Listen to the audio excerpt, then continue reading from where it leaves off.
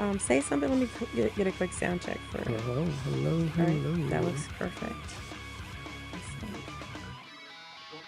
So I'm gonna put us live on TikTok. Hi, baby. Yes. Yes, baby girl.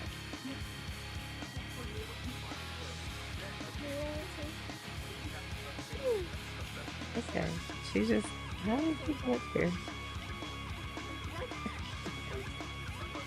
So it's kind of, fam, I'm in the living room, so it's gonna be stuff happening. Sorry. All right, I'm gonna go ahead and start this stage.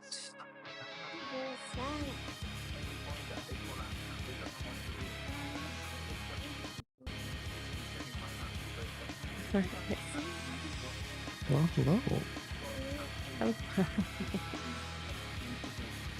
Oh, crazy. Hi.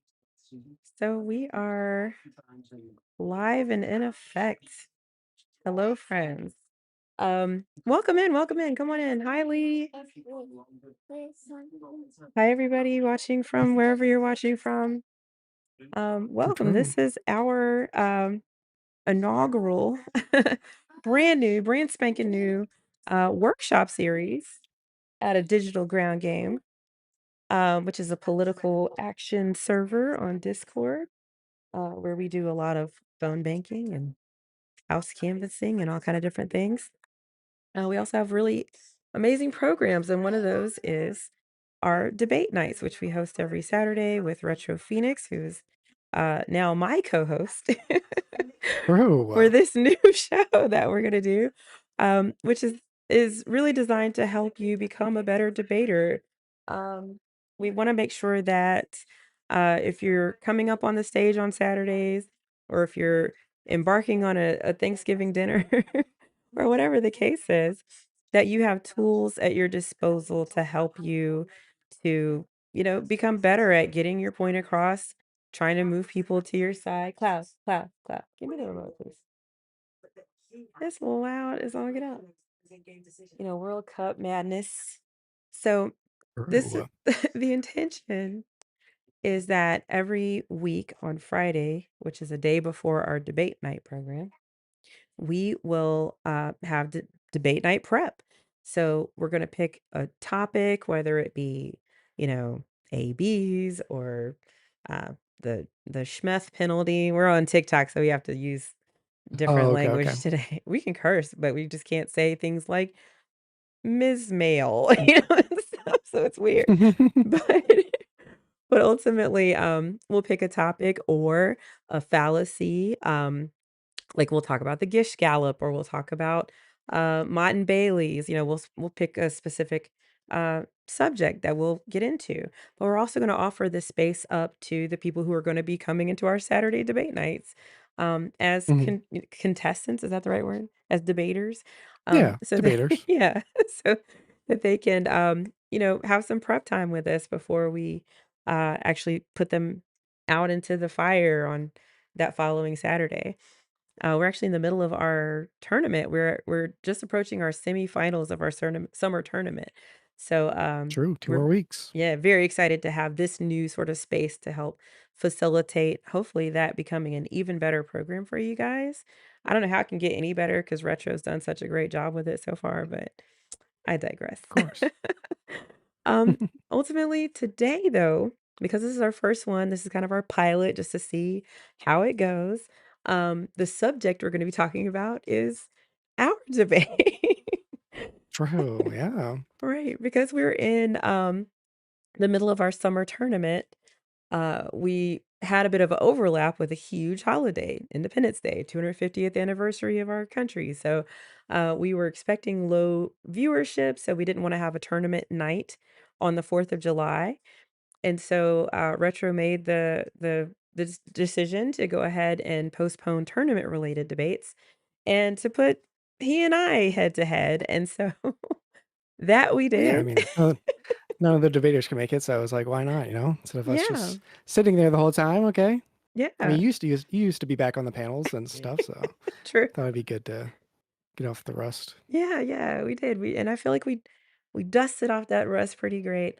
So tonight is going to be a bit of a post-mortem of our debate and just want to kind of hash out how it went for Retro, how it went for me, things that we learned, things we could improve upon. And so just to jump right in, our topic was America founded as a white supremacist country? And as you can imagine,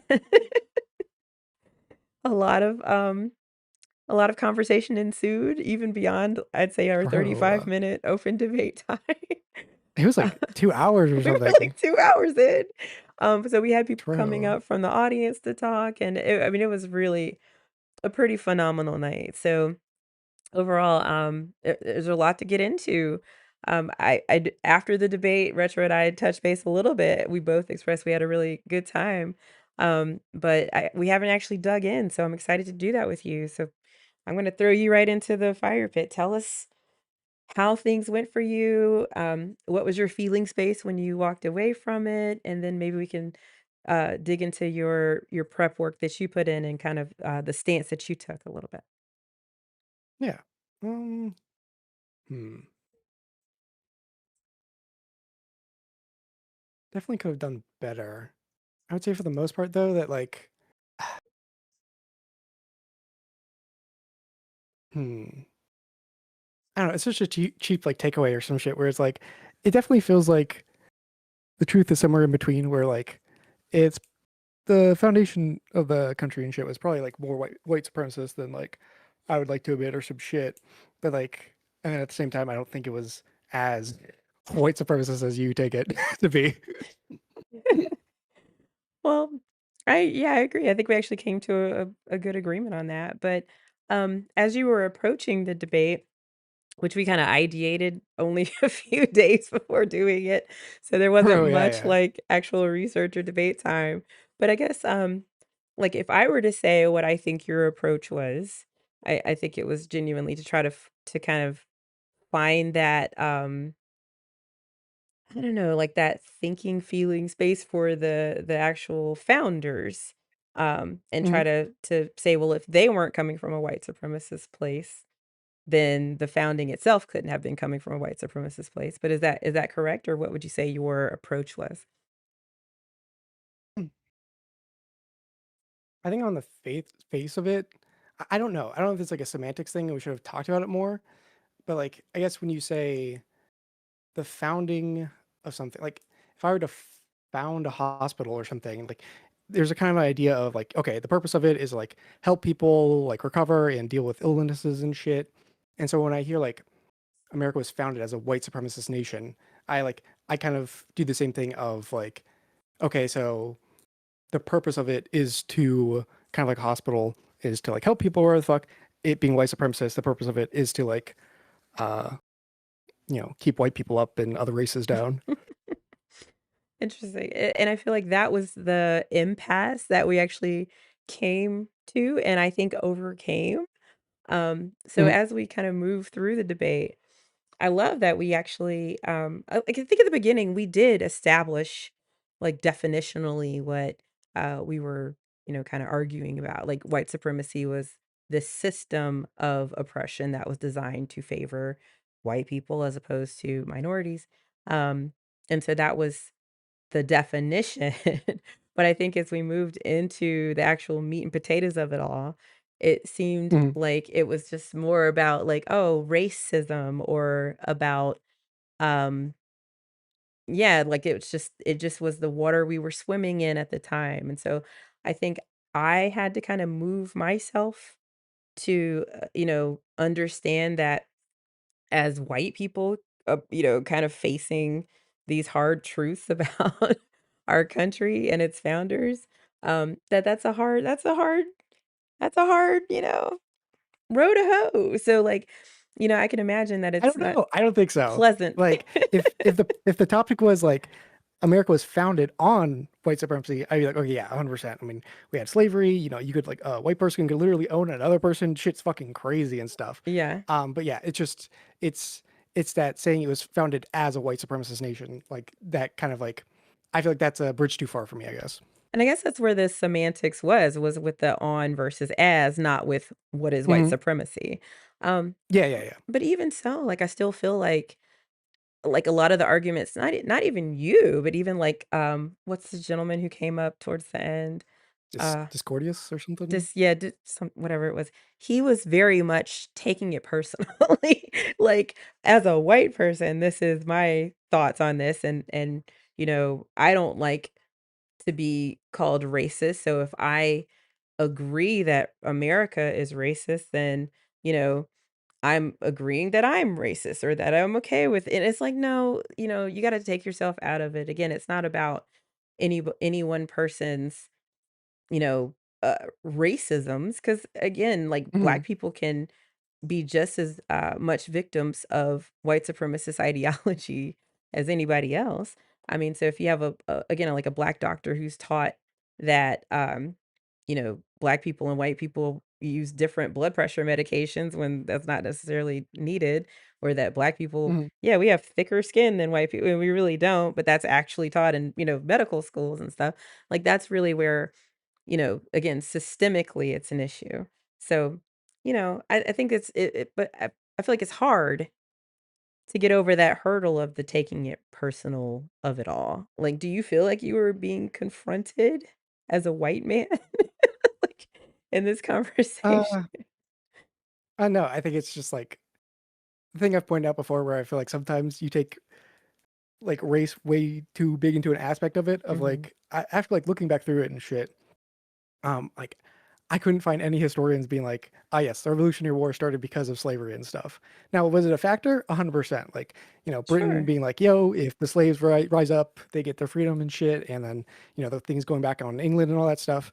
But yeah, like, it still feels like, to me at least, that of like, there's this like really good through line of the 17 or the 7 Years War. No, wait, no, it's the French and Indian War. I think, yeah. Where like, we fought the French for a bit.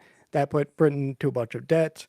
They started like, okay, well, like, if we're fighting these wars for you guys, then you guys need to pay your taxes and shit. Uh-huh. America's like, fuck you, I'm not paying taxes.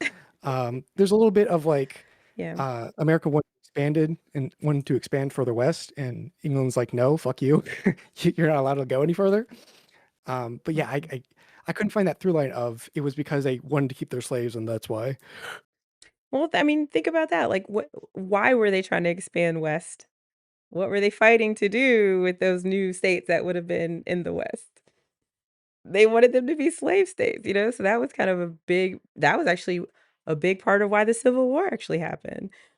So it didn't just the Civil War didn't spring from nowhere, there was a lot of, desire for Southern states to expand their territories. I mean, so it's I guess also like I feel like we were looking at this one tiny sliver of time of the 1776 founding, as if, again, them penning that we hold these truths to be self-evident and all men created equal and all this stuff, like that, from that tiny little sliver of time, that was what we're founding America on. And it's like, no, it was founded on the fact that y'all wanted to basically have slaves ever since 1619. So, like it's a nice Okay. sentiment and all, but to ignore that, history, that I'm not was a bit ignoring it. much. I will hit it head on. Like, I'm surprised, like, if you're going this white supremacist route, I'm surprised you didn't hit up like the Mhm. Naturalization Act of 1790s, which uh, basically laid out that the only people that can naturalize or like become U.S. citizens were white people. Yeah, So like, if you're a foreigner, and then basically the only persons that could become citizens after that, after like the founding and shit, yeah, were white people and stuff. yeah. That was I feel like that would hit it much the harder on the like white supremacist route. well, no, see, I felt into here's where I felt like, and this is getting into good debate prep. I felt like I didn't really want to get into the Dred Scott case, and that decision because, we were specifically talking about the founding, which was based on the Mhm. Revolutionary War, which is based on the Constitution, which was based on the 1776 thing, the Boston Tea Party. It was based on all of those things. So even though, we were looking at that slice of time, you know, it I'm not saying that we were doing so to discount the history or that you were doing that, but even within that slice of time, we can't omit the fact that, they wanted to expand westward to continue to promote and promulgate slavery. They wanted to have less taxes on the goods that were created from slavery. So it's like, even the things that were specifically, being addressed in this time period were still results of white supremacy and slave culture. And so I think, even when we look at just again, uh, the Constitution, if we just look at the Revolutionary War, again, sure, it's not the only reason, but a big part of it. Think about it. Was it 1772? You have the decision to officially call slavery an abomination in England, and then Mhm. suddenly, a few years later, suddenly we're fighting to, that was a big catalyst, I think. So as far as the timeline is concerned, that tracks for me. And then again, just looking at the Constitution as the founding document, the fact that there are several areas that clearly spell out that there are hierarchical differences between black and white people, slaves and property owners, that's in the founding document. So again, if we only look at this, See, that's very there's like much based this in is where white I just see you supremacy. go blind and stuff. Like Uh, I like everything I've heard or just like fuck. Okay. what's Like up? first off, like I said, in the debate and stuff, they never mention race at all. And then you're like, okay, yeah, but like they talk about slavery and shit. And then they never talk about slavery at all. Like they don't use these words. And then from like other things I've seen, it seems like at the time a lot of the founders thought that like slavery was actually like a really terrible thing and they really couldn't defend it like As they morally, held whatever the 600 fuck. people as slaves? I don't think so, sir. Like, ultimately, too, you I'll you're read you. you're Yes, you yes, can yes. you The you fucking you talk about the semantics, right? no, I'm not talking about semantics. I'm No, no, not no, talking about before you semantics. were talking Uh about the semantics, before you were what do you saying mean? that we were off on our semantics, which I granted. But then if we look at the fact Mhm, that suddenly because they didn't use the explicit word race, or they didn't use the explicit word black, or whatever, like they used the explicit words, slave, they used the explicit words of 3/5 compromise, like so there's definitely mhm, language that would again allude you to very clearly understanding that there's this hierarchical difference between the races. And so like again, it's not about them, specifically having to label this in order for us to know. That's what I was saying about Elon Musk. Like in the debate, we talked about how like mhm, you didn't need to see Elon Musk, like, do the Roman salute. You didn't need to. There was a lot of questions like, was it, wasn't it? Was it a schmatzy thing or wasn't it? You didn't need the question mhm, answered because he's answered that by way of his actions, by way of his support of AFD, by way of all of his rhetoric, and by way of how he trained Grok, by way like literally we know he is a schnazi, we know that. mhm, So it's the same thing. We didn't need them to explicitly say, "We hate black people. We are gonna be discriminatory against black people in the Constitution or anywhere else," because they say it by literally owning black people. They say it by, promoting yeah, their actions slavery. and stuff. Yeah, so that's where again, but even if you look at the nuance of the 20-year moratorium on, ending the Atlantic slave trade in the Constitution, like, stuff like that, how can you not see that they're specifically talking about enforcing and upholding the differences between races and institutionalizing those differences, which is what the real issue is that we're talking about.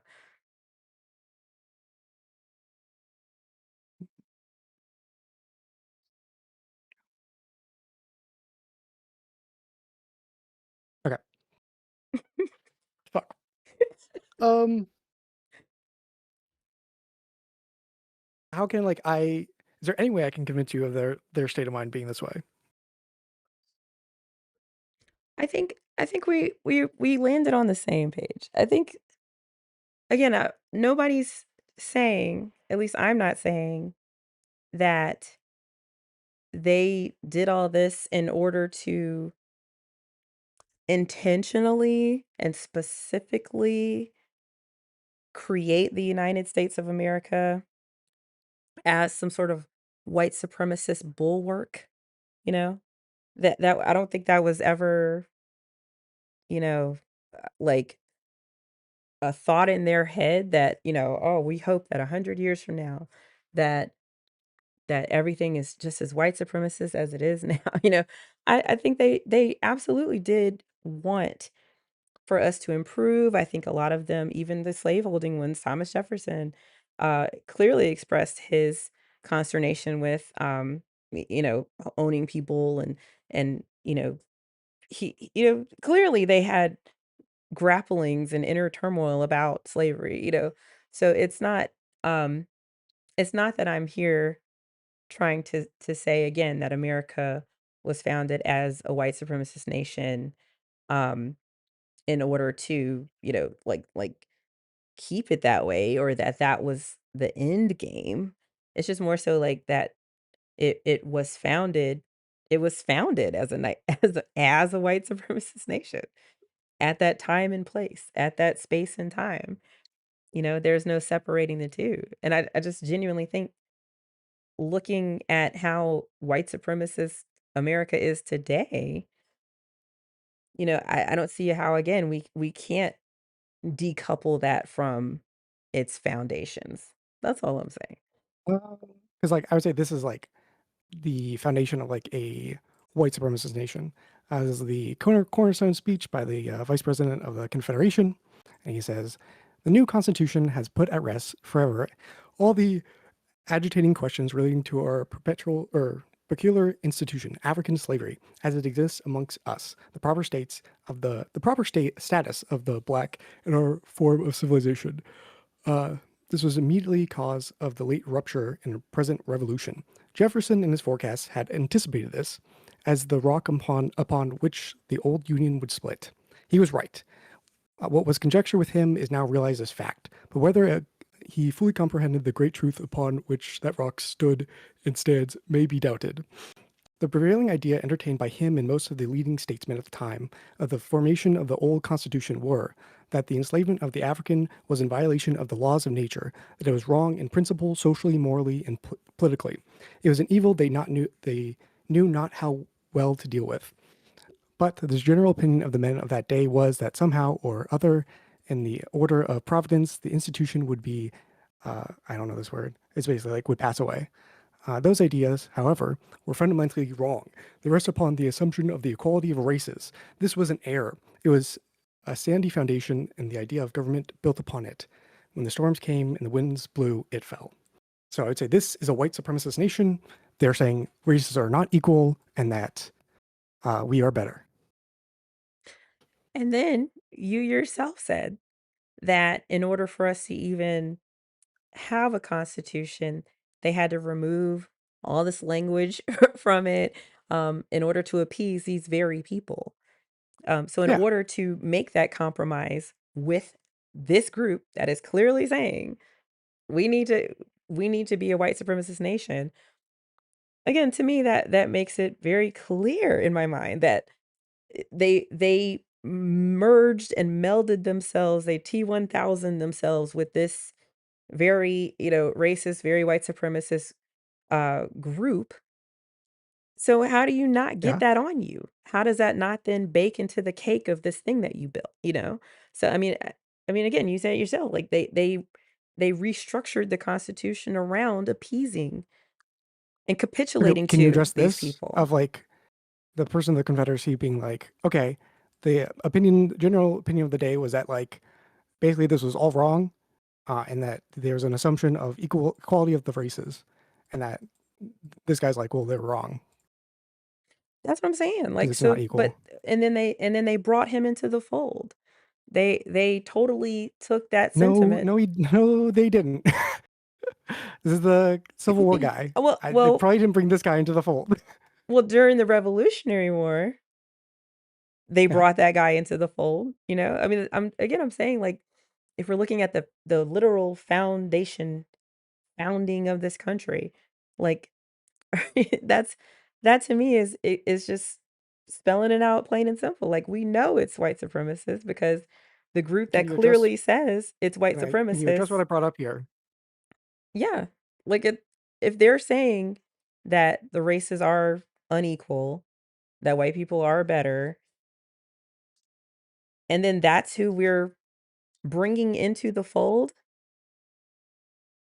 again, that how are where are we disconnecting? Like, where is that not indicating to you that The America was prevailing founded ideas on white entertained by supremacy? him and most of the leading statesmen at the time of the formation of the old Constitution were that enslavement of the African was in violation of laws of nature, that it was wrong in principle, socially, morally, and politically. It was an evil they knew not well how to deal with. But in general opinion of the men of that day was that somehow or other, in the old order of providence, the institution would eviscerate, I don't know how to say that word, and pass away. Right, but this again, you're talking about you got party A, who is good and clean and innocent and only want good things No, for people, okay. they're not innocent. This is Thomas Jefferson. D He was a huge fucking hypocrite. No, I'm He saying, owned like, a bunch of if we slaves. He look thought at it was a horrible fucking institution, and he had no ways of like defending it, but owned slaves anyways because he wanted to stay rich and shit from their free labor. right. It's not one side's clean and the other side's bad or whatever. I'm I'm saying just like saying it seems like if you the have prevailing thought of those men was that like this was not a good thing to do. but here's what I'm trying to tell you. Y Like, if Mhm. we can imagine that he's talking about this side that's pure and clean and would never own a slave and thinks it's horrible and But no, I'm not awful. imagining that. I'm not saying that. No, No one here is I'm trying to saying give that. you a bit of a more simplified, like, thought experiment to kinda maybe understand what I'm trying to say. Like, ultimately, Okay. like, your and to also kinda steel man your argument because I wanna make sure I'm understanding you right. Because what you're saying is that those guys who own the slaves and who do think that, there are differences between races and that white people are better, he is saying at the time of the Civil War that he disagrees with this pure and clean as the driven snow group who is so morally high and wanted to found America at the time of the Revolutionary War on the principles of, love and Equality of everybody's the equal, races. right? And that Yeah. hopefully slavery will go away, right? Yeah. But then at the Revolutionary War, the reason he now has to encourage other Southerners and other slaveholders to break with that group is because they were put together in the first place. So it's literally like you have water, you have salt, and then they're put together in order to create this ocean of this new country. And now you got salt trying to say, "Look, we don't wanna be part of water anymore." So it's kinda like, okay, but that's it once you're put together, it's really difficult to separate the 2. So if from the time of the Revolutionary War in Mhm. 1776 to the time of the Civil War, Mhm. we were essentially this melded, you know, conglomeration, of 2 ideologies. One that Mhm. was, certainly wanting to strive for, equal, rights and equal humanity and equal civil rights and whatnot, and one that was very Yeah. much not. You know, at the end of the day, we see who was kinda winning in that fight, or in that amalgamation. I mean, did slavery continued. Black people were still treated horribly. Um, they still were bringing people over from Africa. They were still treating Asian people horribly. They were still treating women horribly. So I mean, it's really this thing more so where, um, again, I, at the founding, I feel like you're just proving to me then that there was white supremacists baked right in there in order for us to even have a founding in the first Yeah, place. that's why I said it's like a semantics thing or something. Where if you're going to say Mhm. America was founded on white supremacy, you're like yeah, like slavery, like on it being able to own another person, all that shit, yeah. But it was being founded as a white supremacist nation. I would have that's a bridge too far for me. And I understand that, and I'm fine with you kind of staying on that side of it, but I guess to me, like again, it was founded on white supremacy, but I still want to venture into the fact that you know because you had this influence of people who wanted to maintain slavery as an institution, because you had this, at least 50% influence because they're, it's two different ideologies coming together because they're still impacting policy and governance and laws, and Mhm. representation and again, who can be deemed a full person or not, and because even though that was the South, their impact still, was felt throughout the country from the products that they, uh, sold up north or sold overseas, to the fact that all the, insurance and loans and deeds taken out on Black people were largely held in the North. I mean, so it's not like, slavery was just this Southern institution, nor were the ideologies that, again, Black people deserve to be on a lower tier because of course they did. Of course they were lesser. And so again, if we just look at the fact that institutionally, you know, America was almost deliberately created to keep those institutions in place despite their desire for better or their understanding that they're ethically on the shit end of the stick. Look at what actually happened. Let's look at what actions actually transpired. And Yeah, but again, it seems like you it's only hard see for the me to actions on one decouple that side. Why do you only see the actions on one side? because there were still slaves. There were still people profiting from slavery. And not only that, but Yeah. again, when we talk about the institutional nature of it all, But why does that mean you can't see the actions on the other side? what makes you think that I don't see the John Browns or appreciate the abolitionists who weren't, assimilationists and things like that? Because you can only see it, like, America was founded, like, I don't know. Like I said, it seems like where I feel like there's this difference or something, it seems like you still fight for that America was founded as a white supremacist nation. Yeah, I guess I just can't see around it. It's hard for me to see that it That's what I wasn't. mean. Yeah. Yeah, it seems like you don't see the other side of it. Like, I kind of figured this out. Like, I kind of worked this out when we were debating and stuff. But like the Missouri Compromise and shit, like I think that's a very strong line of like inquiry to like push against you that like, okay, I, the North had a bigger population than the South, not counting the slaves, and so like the South was like, okay, well, in this new institution, they could Mhm. just vote out slavery and there's nothing we can do. So we need to be able to count slaves as people so that we have a bigger vote. Right. That's look, their only desire for giving any sort of personhood to Black people though. So I But think then if like you're in that, looking at the intention. it then shows that like the majority of the nation probably wasn't white supremacist. Well, in this case, I guess I didn't even think about this when we were talking about it, but it feels to me like the Northerners who were trying to say, no, don't give these people personhood and all. Like, that is also then, I guess, like perpetuating white supremacy.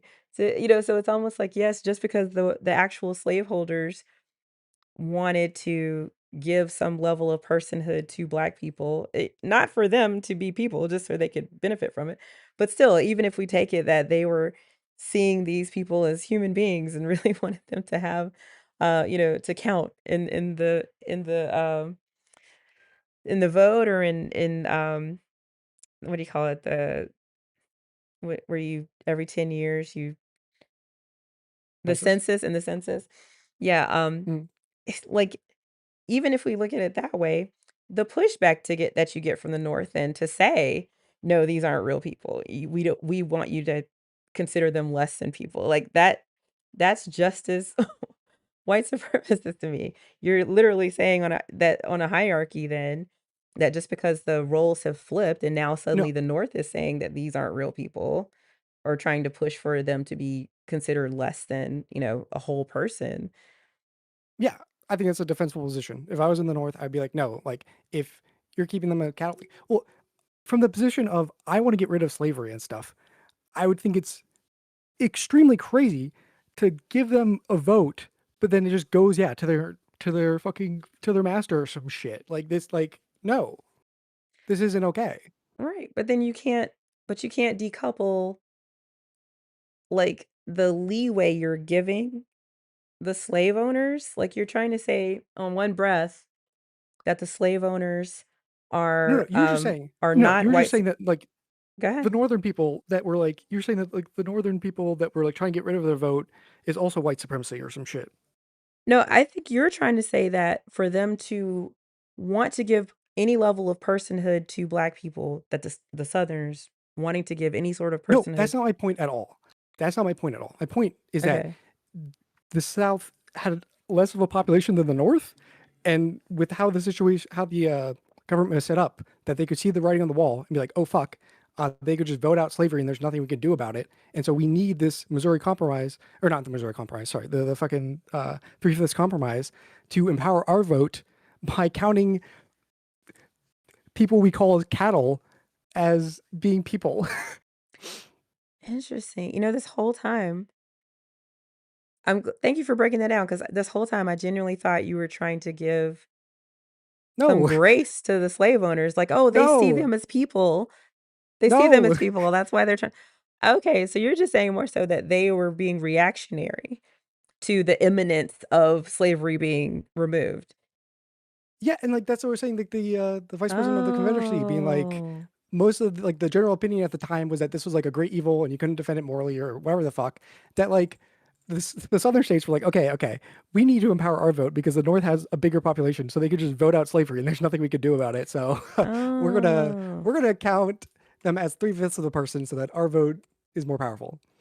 I see. Well, I guess, like, I can appreciate that. I can appreciate that, the majority clearly were not, for this, and that, there was all these good intentions around slowly, taking the slave trade down a notch, every now and again or whatever.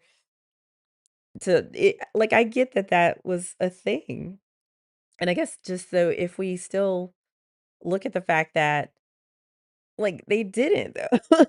Like even with They what? they didn't. They never did vote out slavery. They never did actually uh legally, try to actually end this Yeah, institution. Like, it took a war. I saw some weird shit. I've seen some weird shit where like because of the three-fifths compromise, it's like it's changed some like pivotal moments in history where like I think Thomas Jefferson getting voted in instead of like a northerner that like felt differently or some shit. There's some weird places where the three-fifths compromise like actually like edges it out and makes it so that slavery probably like goes on for like 30 or 50 more years Mhm. because of that extra power that they were given and stuff. Um but yeah, yeah, like fucking Lincoln gets in and they don't even have a chance to vote out slavery before the South's like, okay, fuck this, we're out. We're dipping. All right, bye. Yeah, but I We're mean, even succeeding. I guess, like, there's two other things that we're not really kind of, I guess, bringing into the conversation. One being that this whole time, like, we're still talking about the fact that, you know, like, yes, we had these goals and these morals and these ethics, and people saw it, and the writing might have been on the wall and everything. But we still they still own slaves. Like at the founding of this country, Yes. just because there were lofty ambitions and this future thinking of this great paradise that could be, not only was Mhm. it not that way at the time of the founding, but very, very little was done to actually move things forward to try to achieve that aim. So it's kind of like, because again, it took a war. It took a war to actually finally in this institution, if we could say it's actually ended, given, the 13th Amendment and all these other things, but still, I digress. Yeah. If we're looking at this again, one moment in time, that's what that kind of says to me. And then also, if we look at, I guess the second thing we're not really thinking about is that all the people who were very like pro abolition, all the people in the North who were like, slavery's horrible, it's terrible. Um, like, I don't know if there was a book, what is it called? Gone, is it Gone with the Wind? Yeah, Yeah. Gone with the fucking Wind. Um, that was such an interesting take to read about like a slave owning woman, or her family was owned slaves, and it was right at the time of, like, the Civil War, and, um, and she was saying stuff like, "We got all these people coming down here from the North, and they're we're trying to have parties with them, but they're being so disrespectful to these slaves who we see like family, and we treat so well, and they spit on them and they look down on them." And so I thought that was just an interesting read because, um, while yes, there are some people who own slaves who were very kind to their slaves and were good slave owners, they still fucking owned people, and they still differentiated those races in their minds as, them being the better, less savage, more, civilized, race, and Black people weren't. And then on the flip side, you have people who were very much like, anti-slavery, abolitionist minded, but also still very much, wondering what's gonna happen when all these people now enter the workforce, or maybe we should do this in increments, so that, these people don't take my job, or they literally didn't like the idea of slavery, but still didn't like Black people. It's not that they, you know, actually felt like we were equal with them, but they just didn't like the idea of, bad treatment of people, but they didn't actually see them as equal to them as people. And then you also had a huge sect of the abolitionist movement that was didn't even really want to keep Black people here. They didn't want to free them and then integrate them into society. They wanted to ship their Send it asses back to back to Rome. Africa. So Yeah. even with this beautiful, wonderful, clean as a driven snow sect, that just happened to have to get smushed into the white Okay, you need to supremacist stop with sect. that characterization. I've never said this, and I hate that you do it. I've never said that America at the founding was this beautiful, pure snow, like No, I'm lamb that taking never the did anything end. wrong. I'm looking at the I hate the at the characterization of it. No, like I said, Thomas Jefferson was a fucked up man. Okay, he owned slaves and stuff, and he was like, on one hand, yeah, yeah, Thomas Jefferson was the one that did the first draft where he like lambasts the King George of being a Christian king while he owns people and like keeps right. open the slave markets and stuff. And And at the same raped time, his and then his and own then Thomas slaves. Jefferson, yeah, Yeah. yeah, was a terrible person. Okay, and owned slaves until he died and shit. Okay, like no, I've Yeah. never given this characterization that these were pure innocent people or No, they had but pure so then intentions and take stuff. But what yeah, then take the fact that I'm not talking about the majority. I'm not talking about the bell curve. I'm talking about the standard deviations. And even yeah, in those standard deviations of the actual purest of the pure, most of them were still like, "Nah, we don't want them here." Yes, they're still lesser than us. Like, so I have no idea. What's the breakdown on that? I have no idea. I'm just saying, like, Like for what percentage of abolitionists no, were people that just wanted to send them back versus wanted to just free them versus I don't know the breakdown of that at all. well, I mean, there's a lot of books that go into a lot of this. I don't know the numbers per se, but, there's a really good book. Oh, what's it by Ibram X. Kendi. Oh, what is it called? It's so fucking good. It's huge. It's huge. He did 2. There's one called 400 Souls, and that's really good at kind of, going over the 400 years, um, in 10-year increments by different historians and authors and stuff. It's amazing, but he did one before that. Oh gosh, if anybody's watching and can tell me the first book that Ibram X. Kendi did that kinda got him in a lot of trouble, um, Mhm. it's not How to Be an Anti-Racist, it's another one he did, but anyway, he goes into I that. should have fought you so hard. Oh, What? good. Anyway, On your I'm whole just point of saying. Britain getting rid of slavery first and stuff.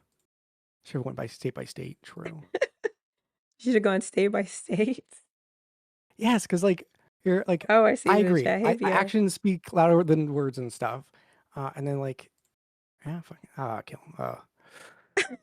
Oh, sorry. I just had this list of Pennsylvania, 1780s, an act for gradual abolishment of slavery. Massachusetts, 1783, got rid of slavery by a fucking by their confederate or by a judicial appeal. New Hampshire, 1783 to 1840. Connecticut, 1784, Gradual Emancipation Act. Okay. Well, you know what's so Like funny though? it You could look at it the other way too, right? The Emancipation Proclamation didn't end slavery. It only ended slavery for the southern states. yeah, There were yeah. still Yeah, like true. 4 or 5 different like northern fucking states that still were allowed to have their slaves. So I mean, so even if you look at it from the other Wait, like how long direction, after? How long after that? I don't know, but still, I'm just saying like people think, oh, Lincoln was, oh, he's so perfect. He really he didn't give a fuck. He did whatever he had to do to keep the country together. And I know it's often quoted, but he always said they always lift up how he said, if I can free the slaves to keep the country together, I'll do it. If I don't have to free the slaves to keep the country together, I'll do that too. Like he just didn't it what his end goal was unity, period, by any means necessary. And so that's why, like, when you look at the Emancipation Proclamation, again, I'm just saying that as an example, as a corollary to what you're saying. Like, yes, there's all these states that did end slavery. But even with the actual document that we assume ended it for all, it didn't. It fucking did not.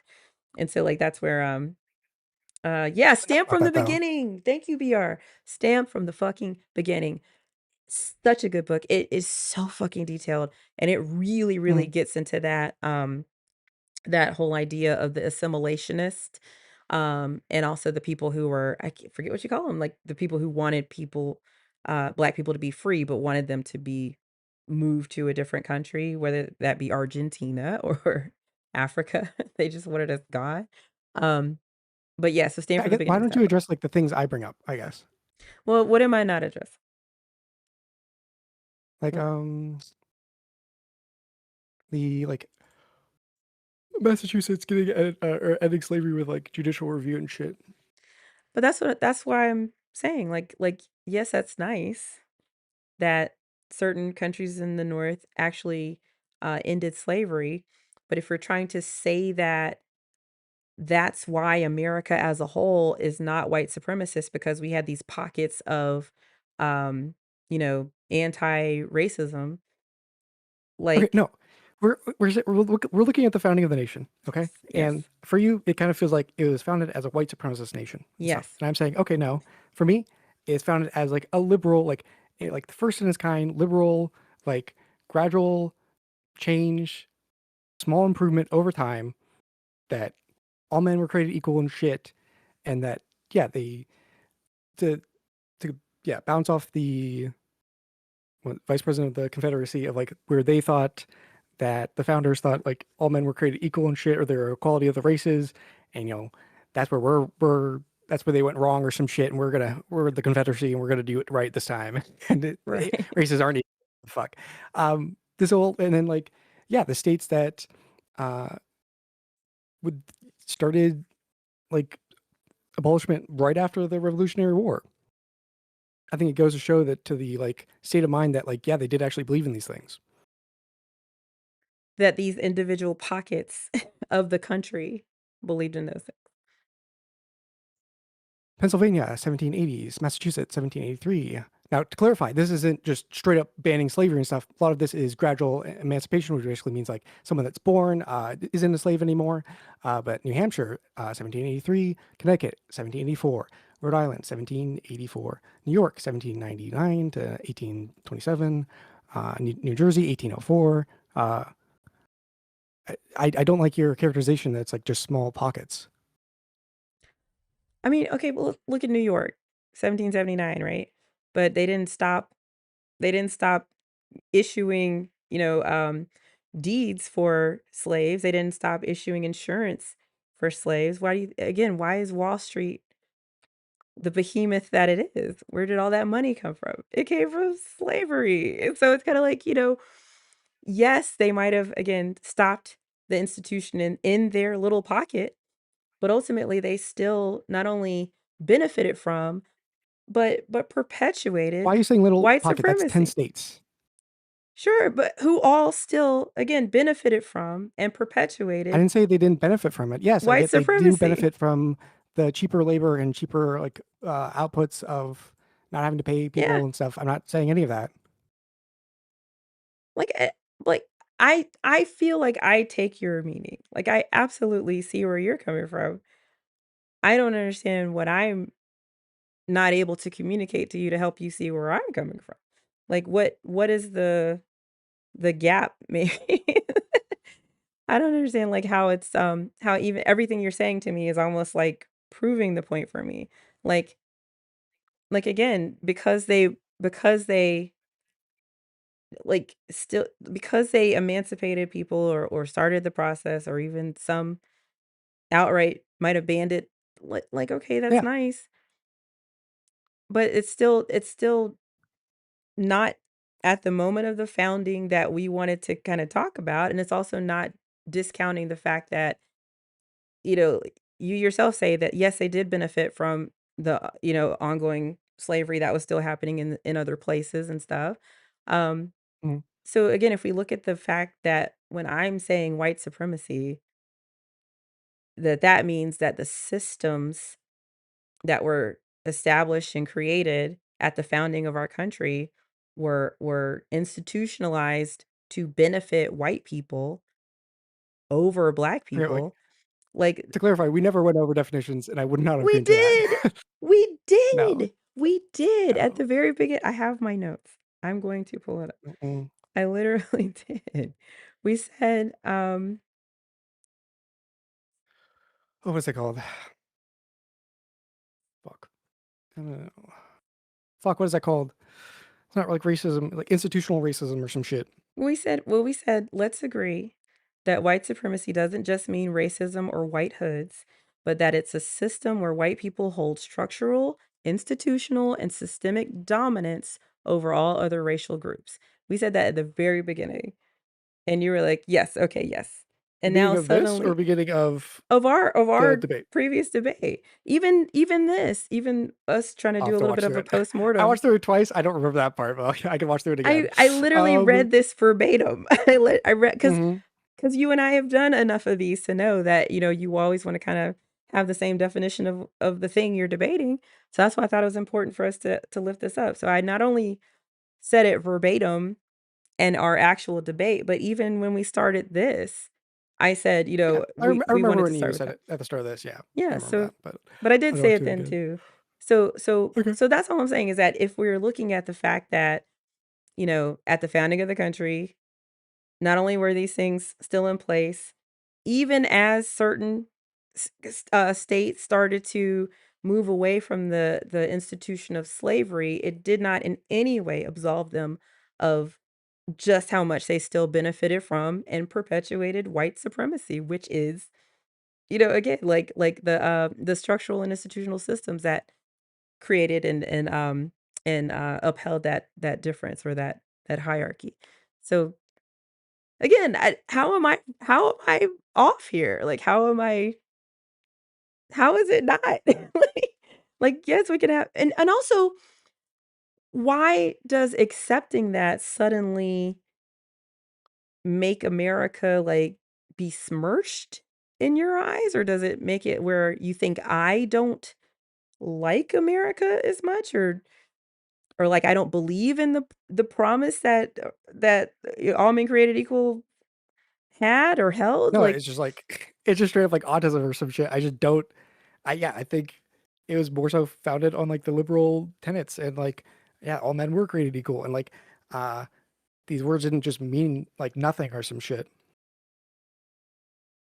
what I mean, what's wrong with it being founded on liberalism and white supremacy?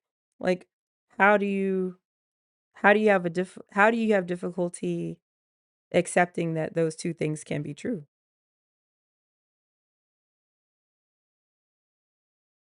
I guess that's where like the topic of it came in of like it being founded as a white supremacist nation. I think is just categorically false. And I would say like if you want to look at a white like something being formed as a white supremacist nation, I would say like I would like look at the Confederacy and shit, where like the cornerstone of their constitution and shit is the idea that um, is that like slavery is good and the races aren't equal and shit like that. And I understand what you're saying, is even if you look at, Discordia was I can't remember, that if you look at Mhm. his, German, not, schmatzy Germany, like, references. I totally understand.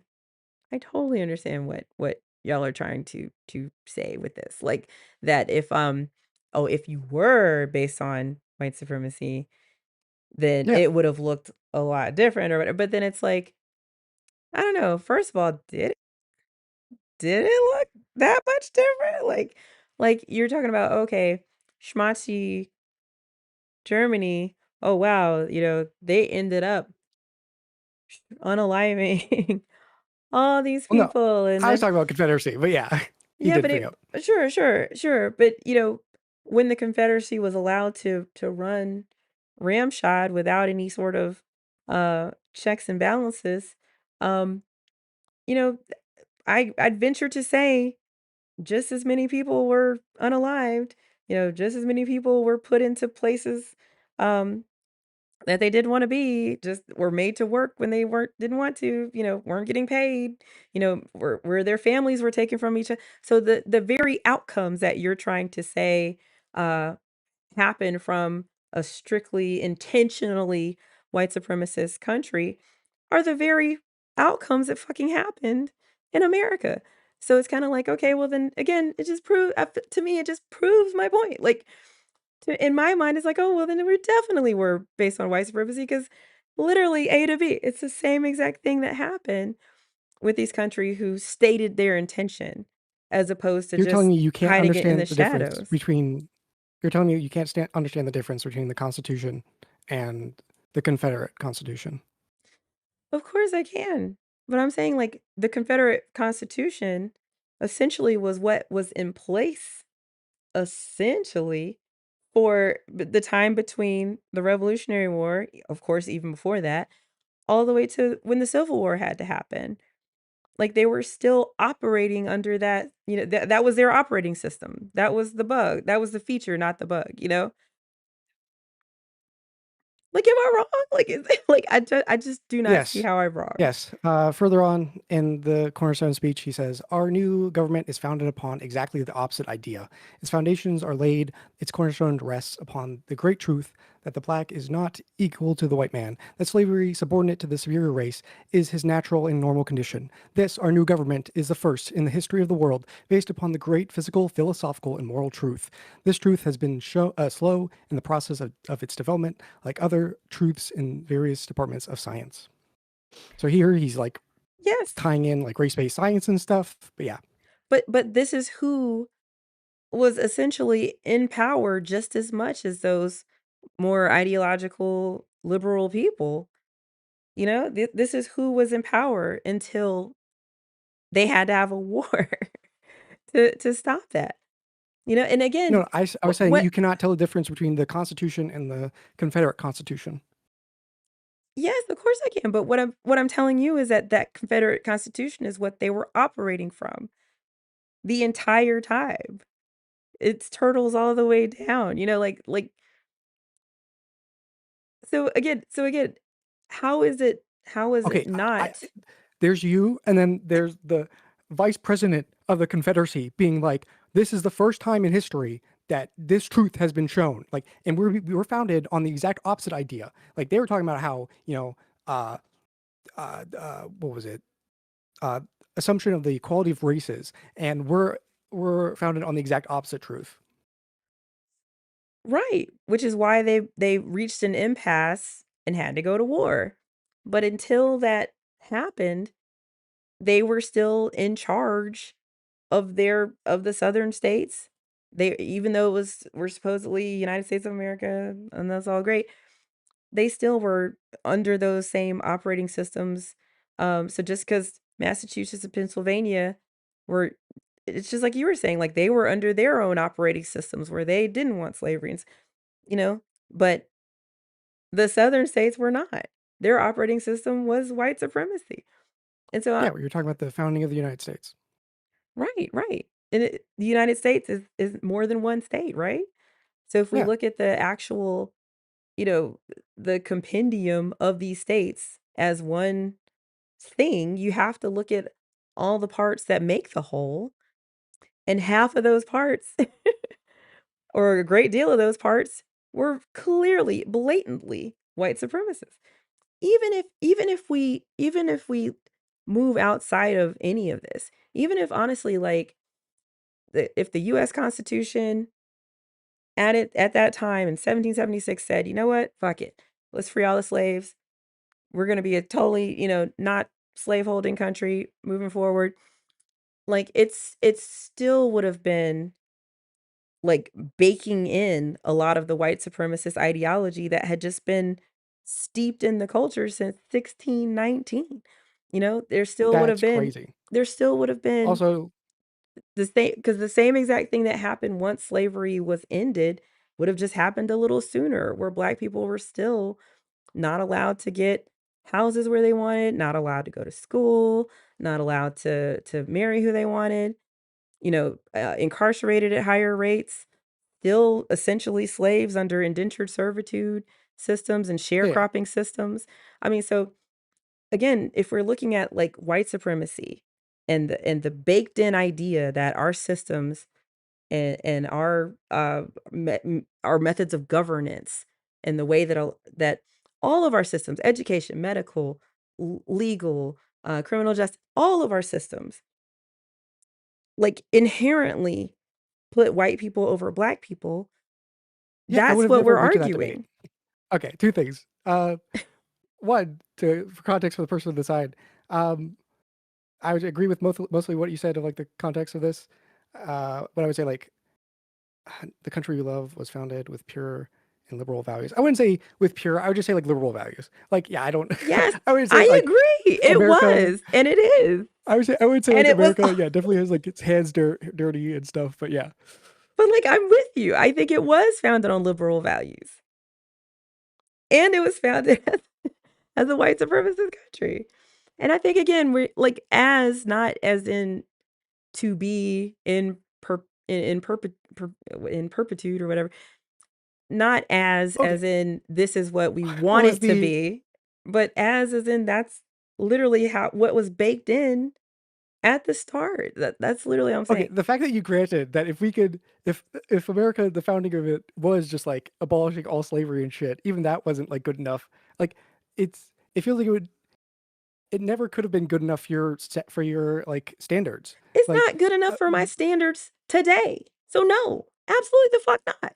So no, I think that well, then you're today not a liberal. I don't know America what to tell you. You're not a liberal. If a liberal is about gradual change and making things a little bit better over time, so you don't like try to do this big like revolutionary, like I guess it is a revolution because we did do a revolution, but in the sense that like fuck, what was it? Um, fuck. Mm, mhm. revolution what? Oh, like more like Tinkies or something like that. Where like we're gonna kill everyone and blah blah blah, take over the capital and stuff. But yeah, it's about like gradual shift and stuff. I Which don't yes, I know. agree with. I hear it, John Brown, the goat. That's a clean shaven. I love him. But yeah, no, and I'm with K-Man. Like I'm not just because I don't romanticize it. Excuse me, just because I can see, like the reality behind what actually happened doesn't mean that I discount it, doesn't mean that I am not a liberal. I'm absolutely a liberal. I do want and see the gradual improvement of our country. We are absolutely, at least we were, headed toward a more perfect union. That's always been the Mhm. goal. And I'm happy that that's the goal. That's why I'm proud to be an I'm proud to be an American. Okay, like I love As this you live country. in Britain, okay, get out of here, okay, bogger. We've had this conversation, my friend. True. I'll be back like in 2 weeks too. I'm gonna I'll be kick your back. ass. I'm gonna kick your fucking ass. But like, I'm not going anywhere. Okay. like for Um. real though. But I just again, I can hold those two things in my head. I can believe in the improvement, not just for black people, but for women, for gay people, for trans people. Like I loved the I love the trajectory we were on. I obviously feel like we can get on it again. I think Trump is definitely, rocking that faith a bit. He's testing my faith in that, but above mhm. all, that's why I'm fucking here. Like that's why I'm very much advocating for all the canvassing and the door knocking and the getting in people's ears and getting out the vote that I possibly fucking can, because I do believe in us getting back on that gradual improvement to become a more perfect union. And so like, no, so for me, for somebody who can say that and believe that intrinsically to my fucking soul, to still be very honest and realistic about the fact that yes, not only was our country founded with established systems that would make me, my ancestors, and people who look like me considered to be second class citizens. And even though that still fucking happens today, and that's the world that I was born into in the year of our Lord Beyonce 1982, you know, Mhm. that my poor little girls as recently as 2023 are still having to fucking deal with. You know, it's still my home, it's still the place that I hope will continue to be better. I still believe in it. I'm here for it. You know, Yeah. like I definitely don't get how you cannot, just be honest about the fact that yes, it was like what does it take away from you? Like is it just because you're white that you take it some sort of way that white people can No, behave I badly? don't. Like I just I don't get. To be honest, I don't get racism at all. It's like it's I don't understand it at this point. Um, because you're a sweet summer child, my friend. You're too precious. it's not that. No, No, no. it I is. can I It can convince is. everyone. Cuz Okay. you No, no, no. Okay. I got this. Okay. Do you think that inherently people born in like January are better at hockey than other people? believe it or not, I read that Freakonomics. You I do you know read what I'm that talking about? Freakonomics. Yes, I read that Freakonomics article Okay. about why That's they how are. I see that's how I see different races and stuff. And when people like, I even want to fight with Destiny about this, of like where he says they're like black people commit more crimes or some shit. That's the same thing to me as saying people born in January are better at hockey. I'm like, well, no, it's not because they're born better in hockey. It's because when like the cutoff date for the different age groups and stuff, Right. they have the most development, and so their coaches they were a little bit more developed, and so they're probably a little bit better at the game, and so then their coaches put them in more, and then you have that feedback back loop of just okay, so then they go professional and shit. Like for me, my idea is that like if you have this like uptick over here, there are probably people born in January that aren't actually naturally as talented as people born in December, but because people born in December are just fucked over because like they didn't develop as much. There's probably people that are more naturally talented in December, and so it's Yeah. like for me, if your goal is to have the best hockey players and stuff, then you should probably look to people in December where they probably have more natural talents than these people born in January that are just getting like Preferential uh treatment yes, because yes. of the So like circumstances of their yeah, birth, right? Right? Right? yeah, yeah, yeah. Okay. Exactly. And so like that's what I mean where like even when Destiny says this thing of like, uh like black people commit more crime or some shit, like that statement doesn't make sense to my brain. It's the same thing as saying like people born in January are better at hockey. And it's like, well no, it's they're not better at hockey, it's just a feedback loop of compounding variables and shit. It doesn't actually have to deal with like because they're an Aquarius or where the fuck January is. Like to me, that's what it sounds like of like fucking star signs Right. and shit. Well, like you're right. Yes. But but that's where the racist, even the implicit biased doesn't understand that distinction, Oh, you know? actually, to give context, because like we both know what we're talking about. Yeah. What I was talking about is like there's this idea of they look at all the hockey players and stuff, and there's a certain cutoff of like the different age groups and shit. And Yeah. they found that people that were born near the start of that, or like that had the most time to develop and stuff, were higher chances of being like professional hockey players and stuff. And it's to kind of go and show that like it's it really doesn't have to do like the month that they were born. It was just like these compounding variables and shit. But yeah, that's just fucking that's how I see race. It's like it doesn't make any sense to me of like no, it's just some compounding variables of other Again, shit. Like because you are so wonderful and you're my home slice. And you that's why you can't see it. Like, honestly, like, put yourself in the mind of somebody who's like, "Oh, fuck, I wish my kid was born in January because I love hockey and I really wish they were uh-huh. I'm gonna have sex in fucking, April just so I can have a kid in January because that's how much," like, put yourself in that person's mind, you know? And that's how fucking stupid, first of all, it is to be a racist. But uh-huh. even outside of the pure mega crazy KKK, just for some people to just genuinely think that, and that's just again, that's the fucking operating system that they were born in and grew up in and that their families steeped Yeah. them in and I, that the I just wanted to society tells. clarify. Yeah, Yeah. I just that's wanted to clarify most that people, point. my friend. Yeah, I know. I just want to clarify that point because you talking to you before this, you're like, are you sure you're cool with defending this and stuff? I'm like, I don't, 'Cause you just I, no wonder you can't see it. Cause yeah, like, again, you put oh, no, yourself I in just those wasn't people's like, I'm not minds worried about me being racist. Like, I just don't, it because 'cause doesn't, you're not that, racist. But, that's like what I mean. Like, yeah, but again, but to me, it is but the being born in January thing. right, and you're right. But also, again, think about the fact that that's kinda the extreme. I think the racist is the extreme, but at the same time, you then have these other people who are in that larger bell curve, where so the I'd say the racists are the oh gosh, what is the word? Are the little ends of the bell curve, the standard deviation. So the racist is the standard deviation. The total Hmm. pure anti-racist is the other standard deviation. Most people are in the middle there. And most people still, even black people, even Asian people, even whoever the fuck, most people are still operating under white supremacist ideology where they still have these implicit biases that like Not to get literally too meta, l- but is it not just whatever dominant ethnic group it is? I would venture to say, sure, okay, let's grant that. But it doesn't mean that it's not true. I mean, it just means that most people, some more than most, some may be more extreme than most, but most people hold on to these isms, like there's Hmm. so many studies and there's so much research that's been done on this. We know it's a thing, and it's not that anybody's intentionally being racist.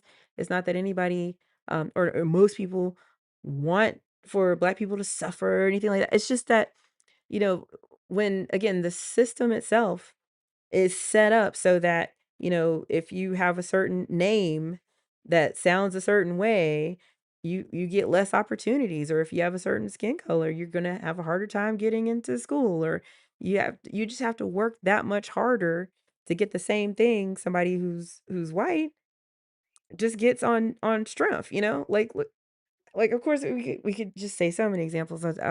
I'll spare you.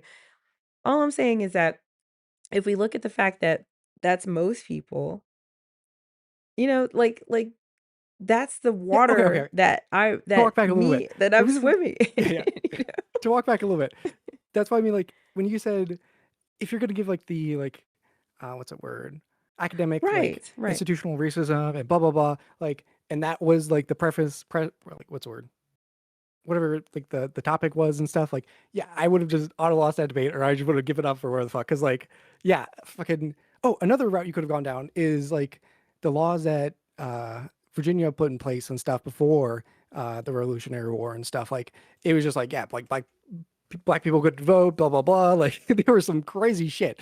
Yeah, But again, that's racism, It's also white yeah. supremacy, it's also systemic and sure, for Virginia, sure, but I'm not even again, if we take slavery out of the equation or if it was taken out of the equation with the Civil War, I'm sorry, with the Revolutionary War, with the Constitution being founded, we still just have so much baked in, hierarchical thinking and zero sum thinking that, oh, as a white person, I can't give black people this because it's taking that away from me. Like that's literally the crux of white supremacist thinking. And it's just a fallacy. But that's the fallacy that we're still operating under. It's like if you know that commercial where the guy strapped a piece of buttered toast on his cat and then turned it upside down, and so the buttered toast couldn't hit the floor, but then the cat couldn't land on its feet, so it had to twist, and then it just created, like, this infinite cycle. Like, that's kind of the I think that's what's happening with the white supremacy of America grappling with its liberal values. Like they both exist, they're both trying to win, but they didn't come from nowhere. I think they were both, very much present in the founding of our country. I mean, yeah, look at the Jim I don't. Crow laws, look Yes, at I could. I can I can acknowledge all this and stuff. I'm just saying, like, Again, I not can for it to be I forever. I don't think anybody, like, no, that's envisioned what I mean. the Constitution as this thing that's saying, Uh huh. we want to be white supremacists. Again, I'm saying it's more like that bell curve of just human ideology. Like, most people don't wanna be racist or don't consider themselves racist, but they still think some racist shit. They still behave in very racist ways, just because that's the way the fucking Mm, system works, you know? It just is. trying to think. Sorry. Oh, Yeah. it's I. Okay, what is it? It's that's why the like intent of it was so important for me and stuff. I guess like the language of the topic of America was founded as a white supremacist nation and stuff. For me, like lends a certain amount of intent of like this is what they are aiming for and stuff. Which is like what my biggest gripe was. Right, and I think that, again, just to kinda 'cause this is more of a postmortem of an actual debate we already had, but and I think that's Oh where no, we're round two. where Okay, we we're already deep into it. I do feel like that's kinda where this is headed. But that Right. is where we ended up, and I absolutely agree. I'm with you there. Like, I'm with you there. I don't think America was founded as this country that's As a white supremacist nation, n thank you. I won the no. debate. Thank you everyone for coming. It's been a long night. I'm Wah, kidding. wah. Came out that easy. But no, I don't think it was meant, like, to be in perpetuity, Yeah, yeah. this white supremacy. So, again, as a liberal, I absolutely think that, there was this hope that, our children could do better than we could. And so, yeah, I mean, I still push that to this day. Yeah, that's why I'm Someone here. in the side chat is talking about when convos about racism come up, we should talk about other racism instead of only talking about American history. True. The Han Dynasty, okay, and the way they Nah, attack Uyghurs. I Uh, refuse. It's just Americans. It's only Americans. Come on. Ultimately, that's like, what. Oh no, that was the point I was bringing up. Of you were saying like white supremacy or whatever the fuck, and I'm like, okay, well, like it's probably more the dominant power or some things. Like if you go to China, it's probably like whatever Han or like whatever, however you say that, like, against the ethnic group. Japanese and all. Yeah, I Yeah, know. yeah, yeah, I don't know. But what's funny is, like, if that was so No, bad no, no, and not against they're the so Japanese. bad, No, I'm saying in their own nation. sure. But if that's so bad and that's so horrible, why does it Yeah. suddenly mean that just because they're racist too, that we're not horrible for being racist? Like, just because the racism spread around more, it doesn't mean that it's lessened No, in any way. It's like a it's because it fire. comes Like, like becomes circular or something where it's like it doesn't have to deal with race. It's just a like the dominant group in power is going to rig the game so that they have more power. that is white supremacy. It just so happens the dominant group is white. But yeah, that's all the history of like the kings and stuff made it so that they like the game was rigged in their favor, and slowly like the power has been like liberated and dispersed amongst the people and stuff, and like as far as it can be and stuff. So Yeah. what you're saying is that most countries are based on the dominant group wanting to maintain power.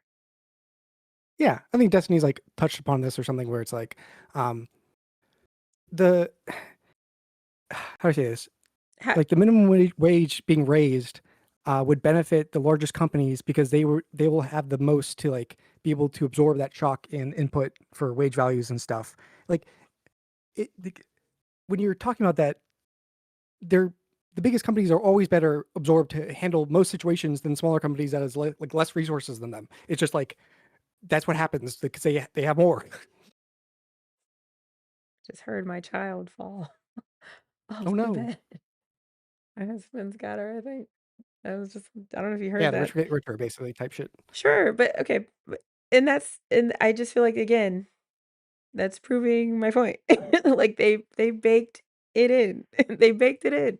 So, They like, didn't bake it in. You're just talking about like I just say that's like a self-evident thing of like yes, the most powerful people or like when you have power, most people try to what's the word? Institutionalize that power and try to sure. do better things for themselves. Yes. Yeah, and that's how the founders and white people built America to ensure that What they the maintain that power by No, baking I it feel like in. Like, I feel again, like it they're might trying to, not like, have been do a departure intentional. from that, but yes, I get what you're saying, It might not yes. have been I don't intentional, and know. I don't think that, like, they literally deliberately would like, even with stuff like, I know we blame Reagan for a lot, and we should, cause fuck him, but, like, when he tried to say, you know, there's all these people who are, doing drugs, and it's horrible, and his wife came in, "No, no, say no to drugs," and all they have the best intentions. They have the best intentions, sure, but when the outcome is then suddenly that, their CIA is actually, the ones actually dispersing more of these drugs in these communities, and then Was that Reagan? so Fuck. I would think it was Reagan, pretty sure, I don't pretty remember. fucking sure. I wasn't alive. But then, like, also, like, the fact that, like, the outcomes are where there's higher incarceration rates, there's 3 strike laws, there's, um, um, literally people going to jail for, like, 20, 25 people still in jail to this day for drugs that people can just go buy in Colorado and California and stuff, so it's literally like, I'm sure that wasn't their intention, but the outcome was absolutely something that, was worse for Black people than it was for white people. So even though they weren't intending to do something white supremacist nature by baking this in, it was fucking baked on in there though, even when Clinton came in and he tried to do his crime bill and stuff like to kind of ride those coattails like all that shit, it was terrible for Black people. It was literally codifying white supremacy. They didn't know it. I'm sure they couldn't envision that as the outcome, but that's what happened. What are you what are you talking about? What yes. Like, Ah. I'm giving them grace. I'm giving them grace. I Maybe they hate your didn't way of know it. argument. I hate I'm your just way of saying. argument, I'm just okay? because I look at the extreme example of a thing. No, I like you're saying this thing of like the slavers didn't know that they were baking in institutional power because I'm when giving they them put in this grace. clause that if there's a fugitive slave that they can grab them. No, they knew they were doing that. They were doing it intentionally But this is to me hold on to their giving them power. grace. This is me giving them the No, grace that fuck they them. Don't give them still grace. They're racist. They don't need it. but it's beyond Uh, racism though. Again, it has nothing to do with their feelings toward Black people. If you codify that, if you create, police didn't fucking exist until slave catchers. Like the idea of like creating a whole system of policing, you know, on the backs of like bringing back fugitive slaves, like that's nuts to me. So like literally almost every single fucking institution system. It's again, I'm giving them the grace that maybe they didn't mean it. Maybe they saw that future where even though we're gonna put the three-fifths compromise in right now, even though we're gonna put the 20-year moratorium on transatlantic, even though it's, within that 20 years while they allowed it, that was allowing for white supremacy to continue. That's all I'm saying. So again, I can't disassociate the two, but I'm still able to very much believe in and even beyond giving them grace, I'll tell you, I absolutely think they did have liberal values in mind. They wrote that shit down. I believe them. But it's still very much also that they baked in the white supremacy. So I don't know. I feel like my goal with debating, like my goal with even having this conversation was to hopefully um bring you along into understanding that not only is white supremacy sort of a foundational tenet of our country, but that it still is. Like nothing's changed. So I feel like your way of thinking bro, that nothing's changed.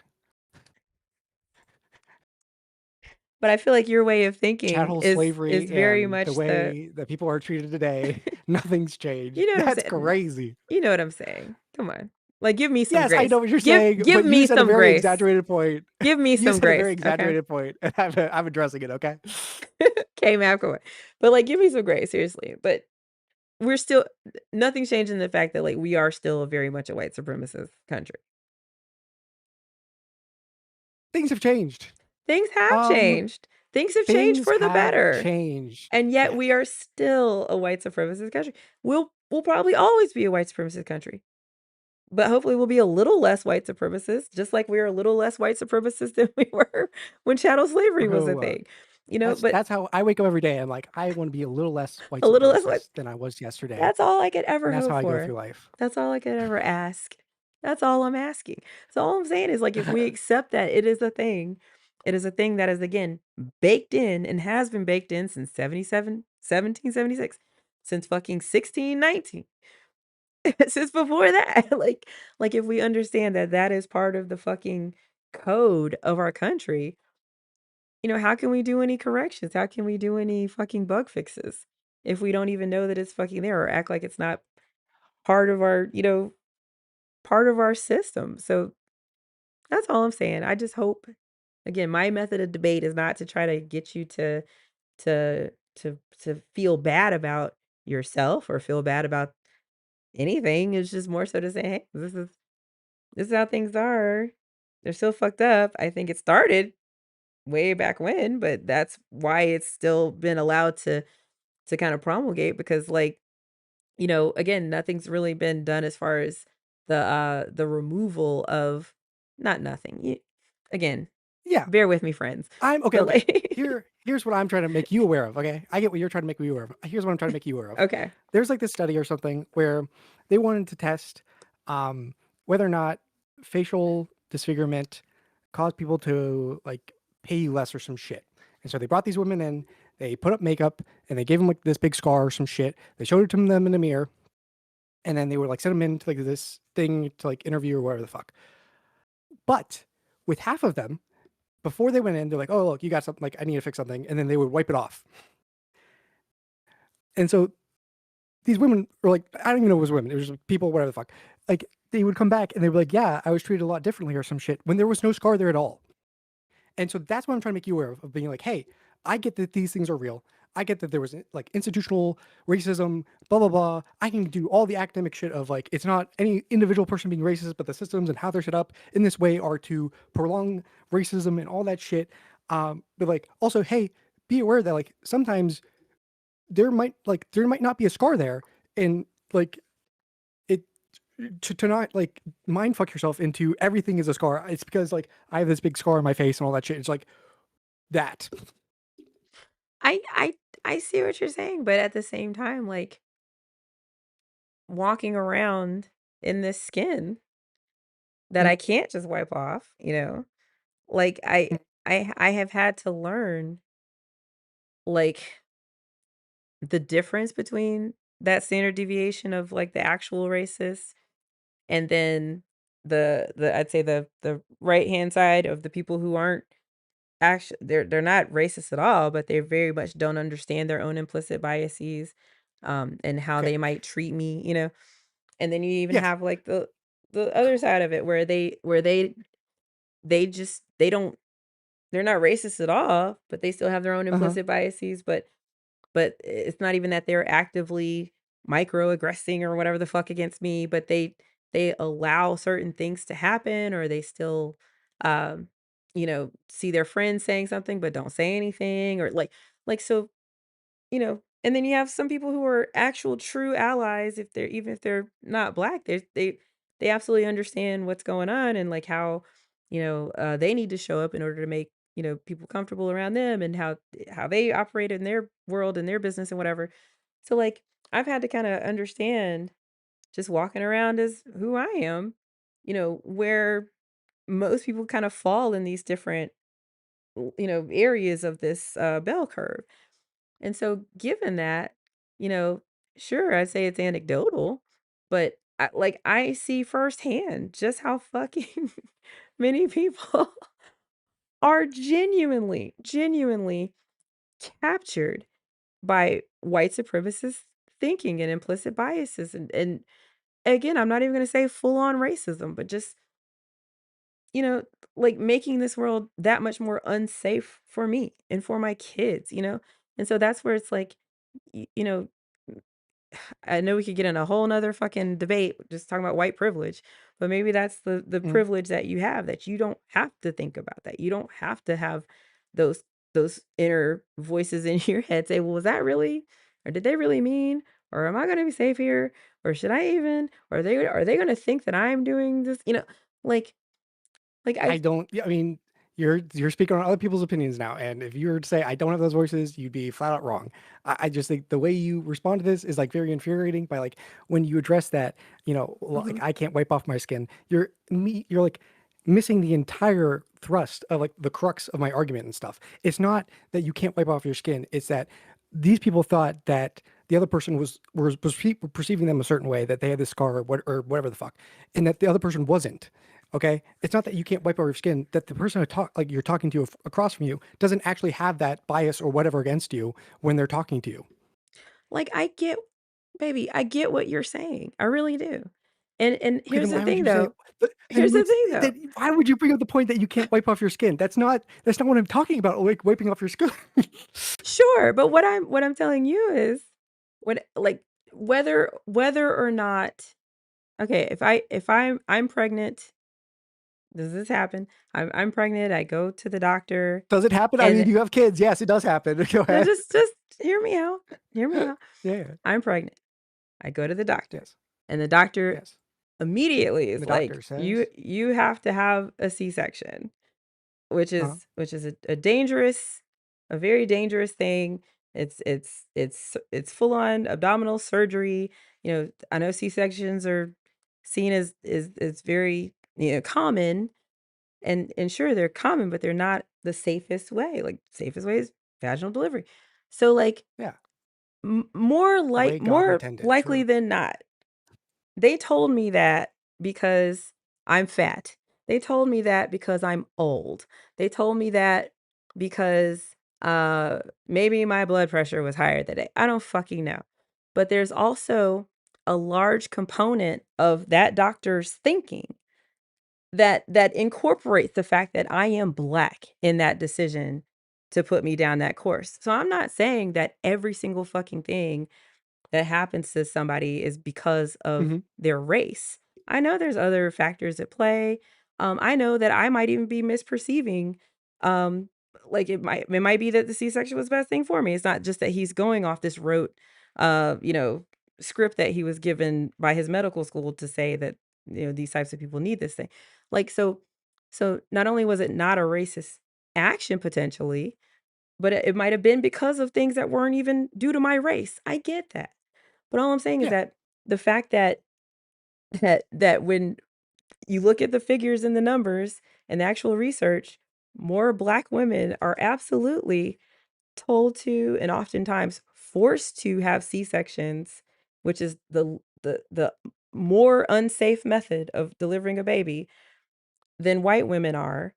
Like, that's a clear indication that there's at least in the medical field and the an obstetric field, that there is a clear implicit bias. There's a clear white supremacist bent, you know? Just look at maternal and fetal mortality rates. Like, it's genuinely I in okay. We this need to one unpack that. section What? in the one section Okay. of this one Uh huh. thing we're talking about, Like, Blackness what does are you implying here? mean Are you implying that like the doctors are like pushing on to people to have C-sections because they want to kill more of them? I'm not saying that that's the intention at all, but I'm saying that that is what's happening. That is absolutely what's happening. And even here in the UK, like there's a disproportionate amount of Black women who are unalived when they go to have a baby. There's a disproportionate amount of Black women who are given C-sections, um, whether or not they want them or not, over, women who get Okay, the vaginal second thing, yeah, deliveries. forced. How? I don't.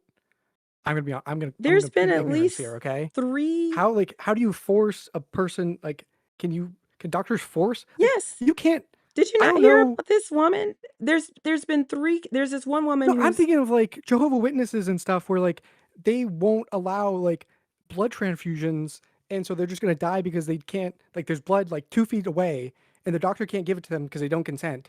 But you're telling me that a doctor can also like force a person to have a C-section? Yes, man, yes. Did you not literally, there was this whole case, this woman in Georgia, I wanna say. And she's not the fucking first. She's just very vocal because she's on TikTok and she's telling people about her experience.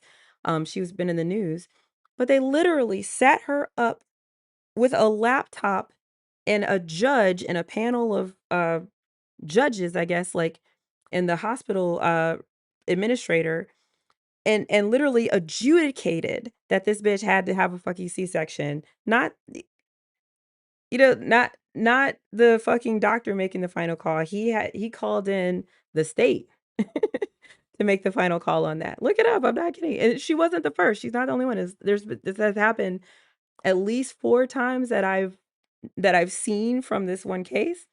But yeah, so she was forced to have a C-section. But even beyond that, I've seen I have a friend who's a doctor, she's an obstetrician, and she literally said that when she was doing rounds in her, I guess, obstetric residency, that a black woman had literally just delivered a baby just fine. She'd had 4 children before, so she was very, very easy vaginal delivery.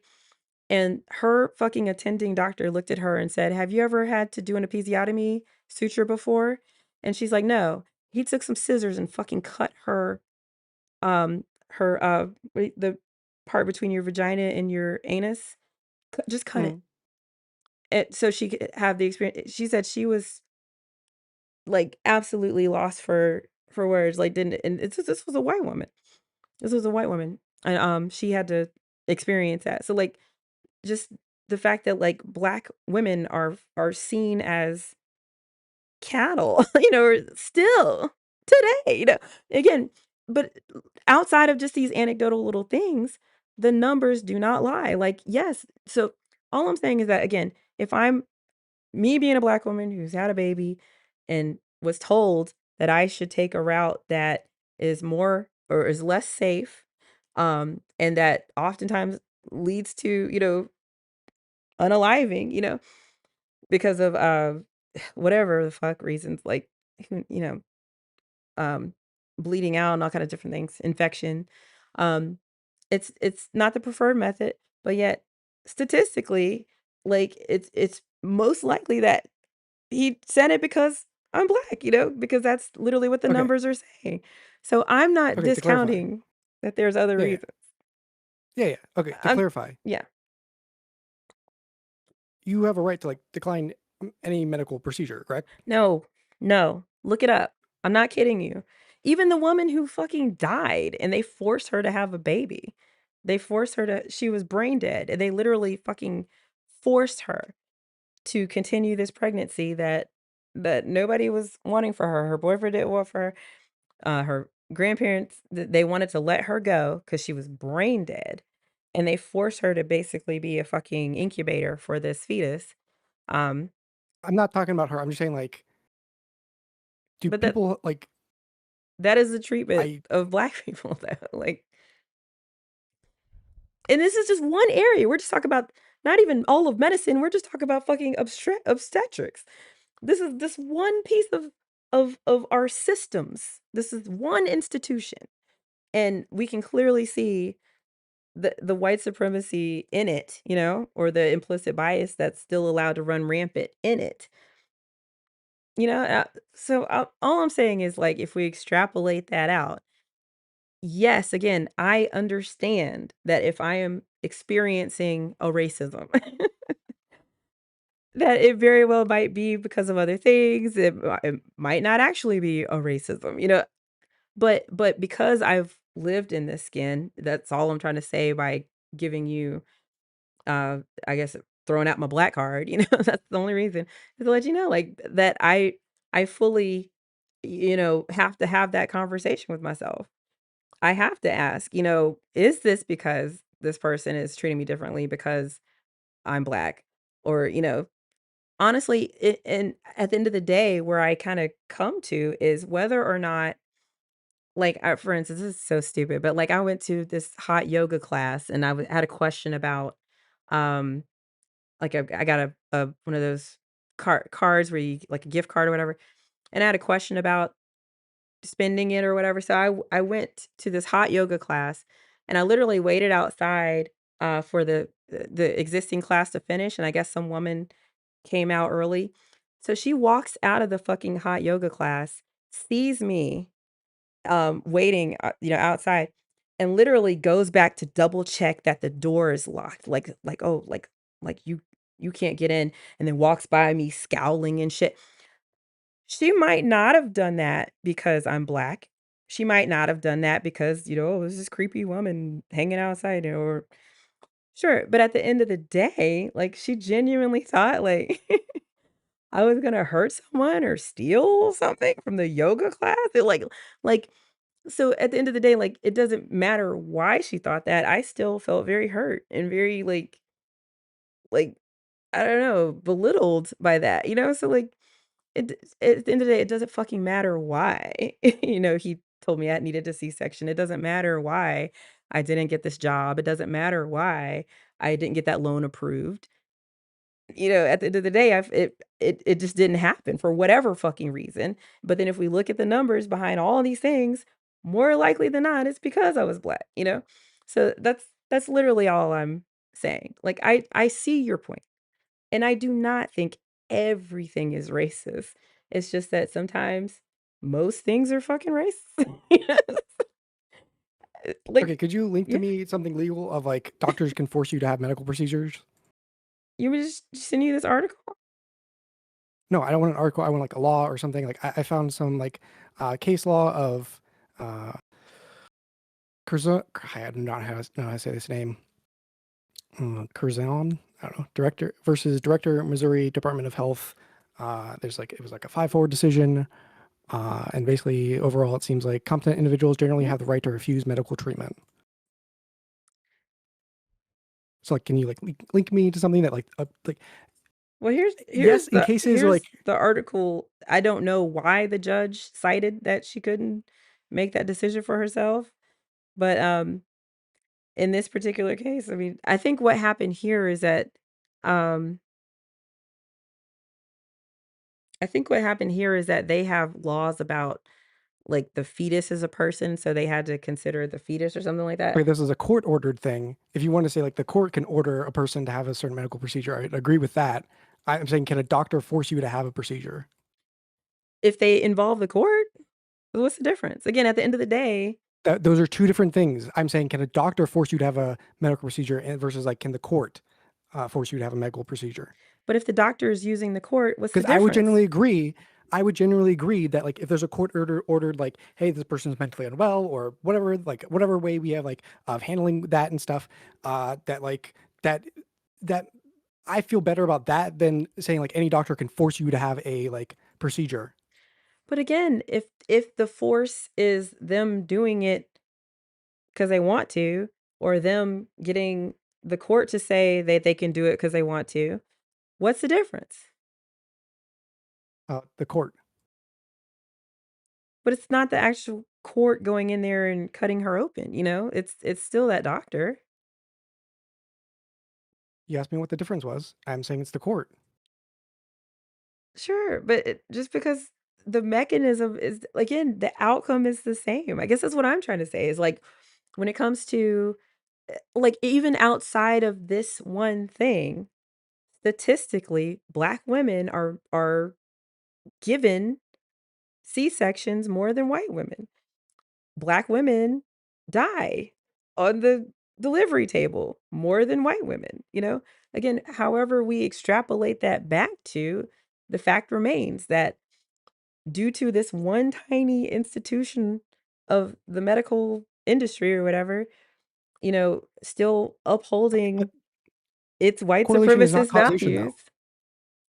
Correlation is not causation. But Just that's because what more I'm people eat telling ice you. cream doesn't mean that more people like it causes shark attacks. That's what Correct? that's what I'm literally saying to you. Like whatever the Okay. reason, it's still the outcome that Black people are disproportionately affected or literally killed from some of these the way some of these systems operate. So again, if Black people are What if disenfranchised it doesn't more have to than deal white with the people, systems? everything if they're still operating under white supremacist ideology or their own implicit biases within the people Okay. who operate these systems. let's say it was reversed or some shit. Sure. Let's say like white women died more. Okay, Yeah.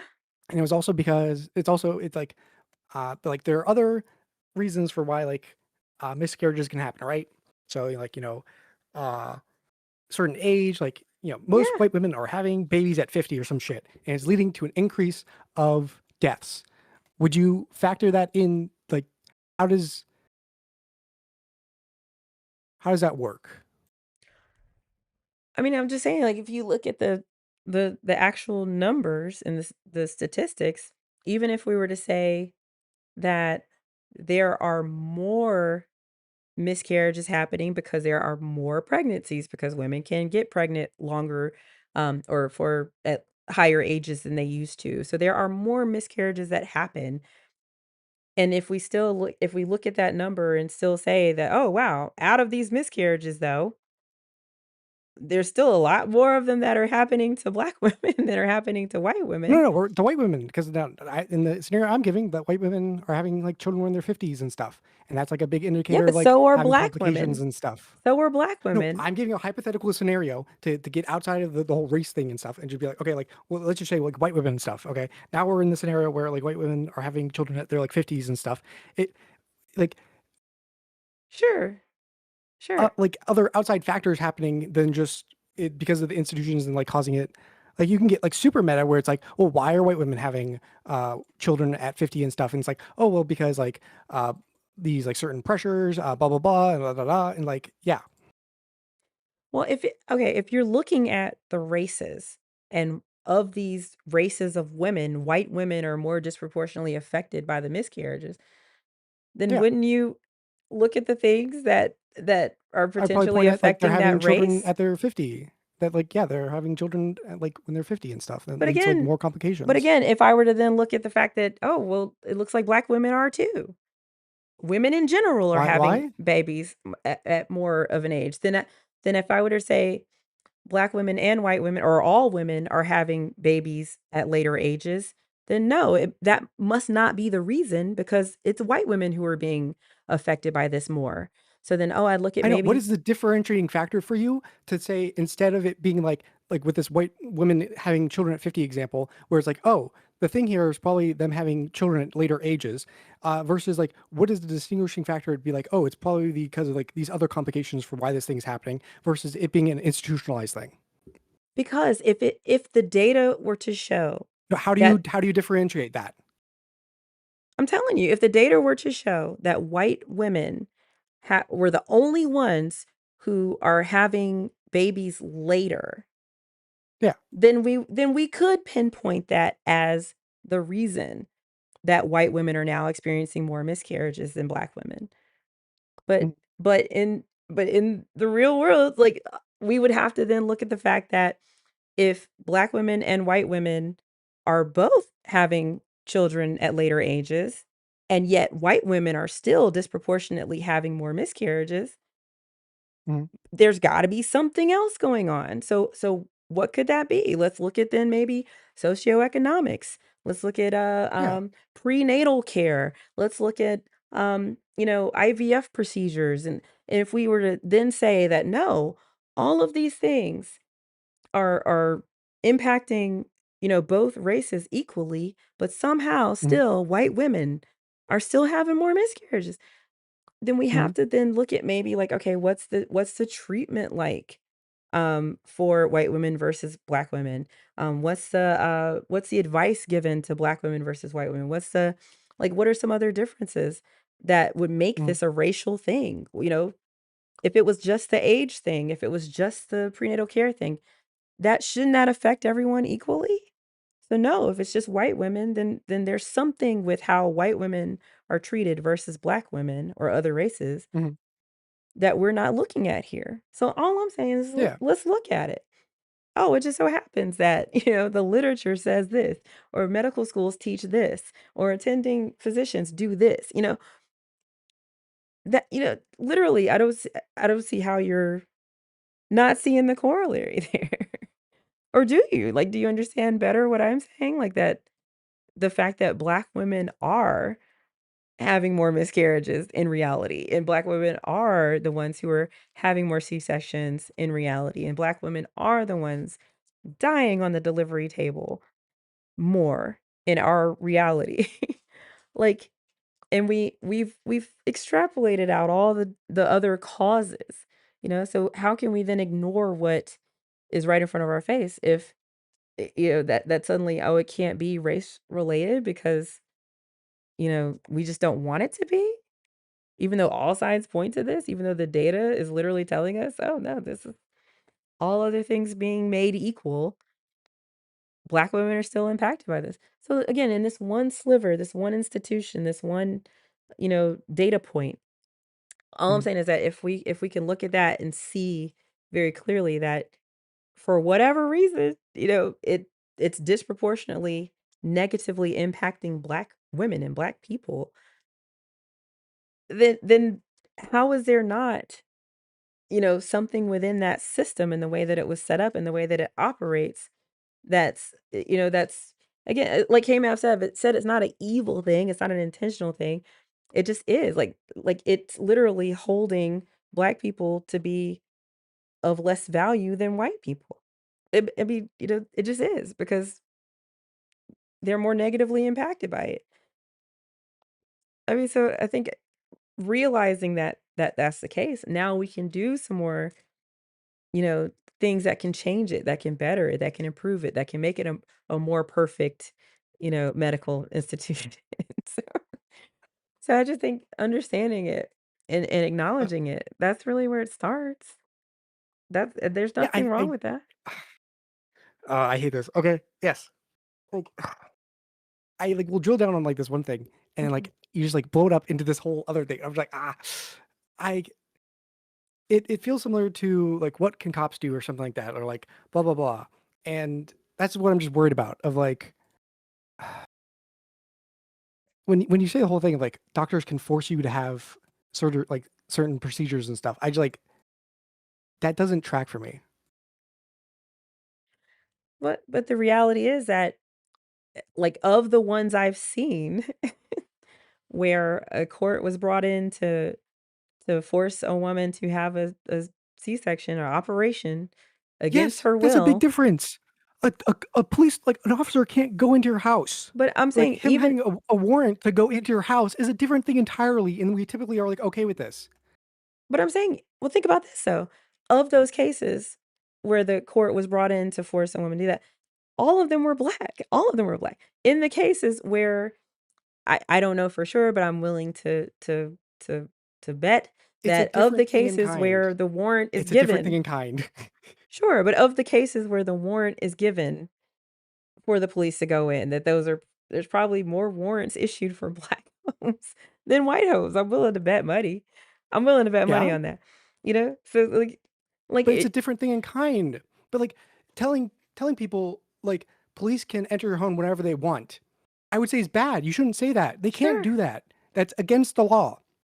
But now saying, well, yeah, they can do that, but, like, I mean, they had a court say, like, a warrant and stuff, and so it's the same difference in the end. Nothing changes. So, like, why not just say that? It's like, no, like, because in one instance you're giving out, like, faulty information where you're saying, hey, yeah, the police can enter your home whenever you want and stuff, and this is like the basics of, like, of not getting fucked over by the police, because they will try to, like, hey, can I search your car or some shit, even though they don't have a warrant to and stuff. Like, yes, like, I'm guessing doctors are the same way or some shit where they're like, okay, well, like, this person has certain, like, premorbidities and shit, and so it would be way easier if I can just get them to, like, do the other procedure or some shit like that. And it's like, hey, it's hospital policy that we do it this way or blah blah blah. But, like, it's a different thing entirely than saying, like, a police officer can go into your house whenever they want, or a doctor can force you to have a procedure. Like, these are different things in kind.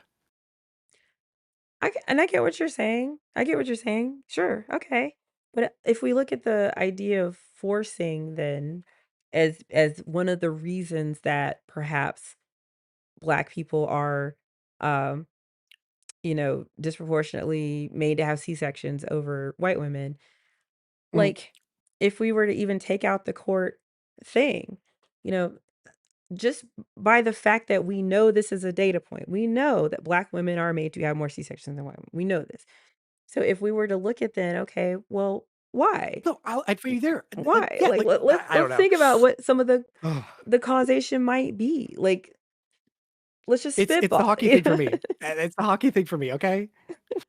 It's the honky thing for you? What? Hockey. Oh, the hockey. I don't think Black women What? have more C-sections and shit, okay? I think it's like, okay, because of our dude, someone brought up Reconstruction, and I was just like, I was going through it, and I found out like Lincoln gets shot, and his VP was a fucking goddamn Southern loyalist and shit, and basically fucked up Reconstruction. That was like the most saddening thing for me to fucking hear. Um, but like, it's not that like Black women have more C-sections. It's because fucking redlining and yeah, the fucking putting crack in the goddamn Black community so that people grew up without fathers, and then you know all that struggle there and shit, leading to them being poorer and having worse health outcomes and stuff, and blah blah blah, and all that shit. It like is more of a thing to me than just say like Black people have more C-sections. But like yes, like in general, like uh talking and stuff, I get what you're saying, but yeah, I disagree with it, I guess. But like, what are you disagreeing with though? Like that? To me, I don't it's like saying understand. people born in January are better at hockey. But here's the thing. Here's the thing. If people if people are born in January, I'm sorry, if people born in January are more likely to have more time in training, they're Mhm. more likely to be picked up because they have had you know, more skills be developed and they've been able to exhibit that more because they've had the training because you know, like it doesn't discount the fact that yeah, if you look at hockey players' birthdays, most of them are born in January. Like Mhm.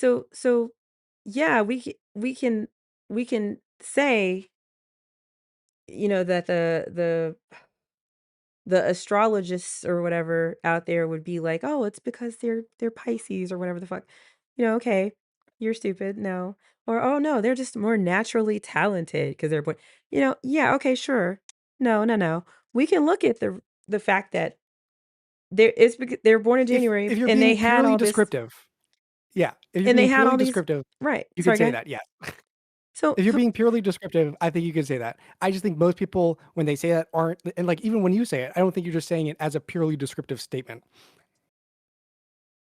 okay. So then but I think I feel like we're on the same page. I really do. Like I genuinely think Okay. that if you could look at the January hockey thing with the Black woman C-section thing, Mhm. and I think you're hearing me say, "Oh, it's because 'cause they're born in January." That because they're more talented. And you're hearing me say, "Oh, Yeah. they have more C-sections because they're Black." And then but then I feel like I'm also then going in and saying, well, no, it's because they had more training time. They were born in a month where they're more likely to spend more time in winter months. You know, what like literally, there's all these other things that we can attribute to Yeah. January babies being better at hockey.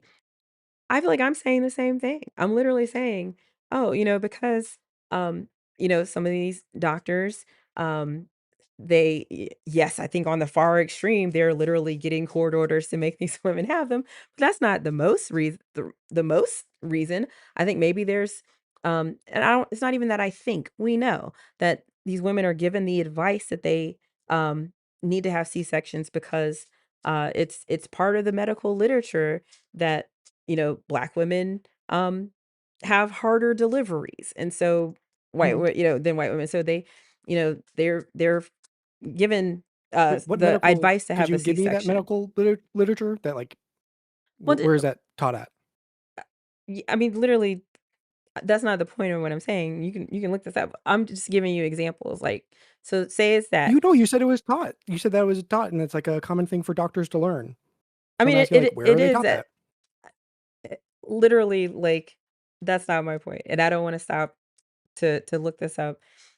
If let's take that off the table. Let's just say Why? I think anecdotally, it goes to prove my point. I don't like where. Please tell me where. Where is this being taught at? I want to know. listen to me. I'm Is it like a saying that super like maybe let's I think the context of it would be very illuminating of it is it this is very like nuanced take of like, hey, overall between most races like there isn't that much difference and stuff, but we found in this certain subsection of a certain group blah blah blah that is of certain African descent, they do have a harder time of being these kind of things. Is it like kind of that conversation, or is it like listen. yeah There's a they're whole just bad, they're three. just like worse at at giving natural birth, so we have to give them C-sections. Like, what kind of context is it given that like it's being taught this way? Look, there's this series of documentaries. There's one called The Business of Being Born. There's one that was based in Brazil. It's like a three-parter where they literally show like doctors they literally show doctors treating the black Brazilians differently than they do the white Brazil. So because of how the doctors I'm sure were taught or whatever. So that's a I'll find the name of that specific one and share with you. But again, that's I'm not not my looking for point. that one. I'm looking for the doctors now are being taught that Let me let me black let me women have a harder continue with time the giving one to natural one. I birth. think we're getting off track because literally I'm trying to tell you in the same way, in the same way that we can look at the reasons why the January births lead to better hockey players. Again, not because they're talented. Yet, yes, more black people have C-sections more than white people, not just because they're only because they're black, but because just like, oh, they might have had more training time. Um, oh, because the doctors give them the advice. They tell them that this is what they need to do, and people are going to listen to their doctor much more than they give that same advice to white women, or literally, um, But yeah, there could be a they'll get you. compounding variable here that doesn't have to deal with race. You could say But how? because of But the socioeconomic status and stuff, because of redlining, because of all these other things, in poor communities, people eat more sugary things and stuff, and so they sure.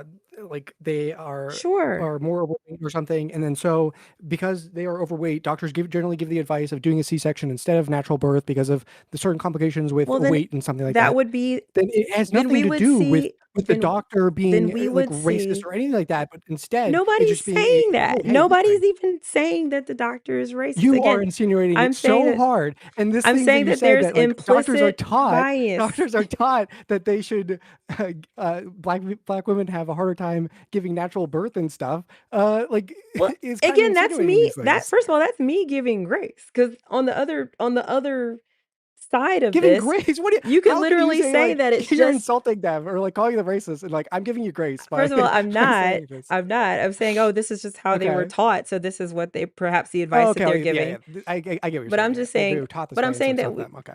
yeah, that's all I'm saying, but I could also say that they Mhm. they genuinely maybe they are racist, and maybe they see black women as being, easier to control, and they don't wanna wait for this woman to push out a baby vaginally, they wanna hit the golf course, and so they're gonna tell black people because 'cause they're easier to convince of this, that like, maybe that's the reason. I don't fucking know. All I'm saying is like it's more valuable for us to accept that there are more babies born in January playing hockey.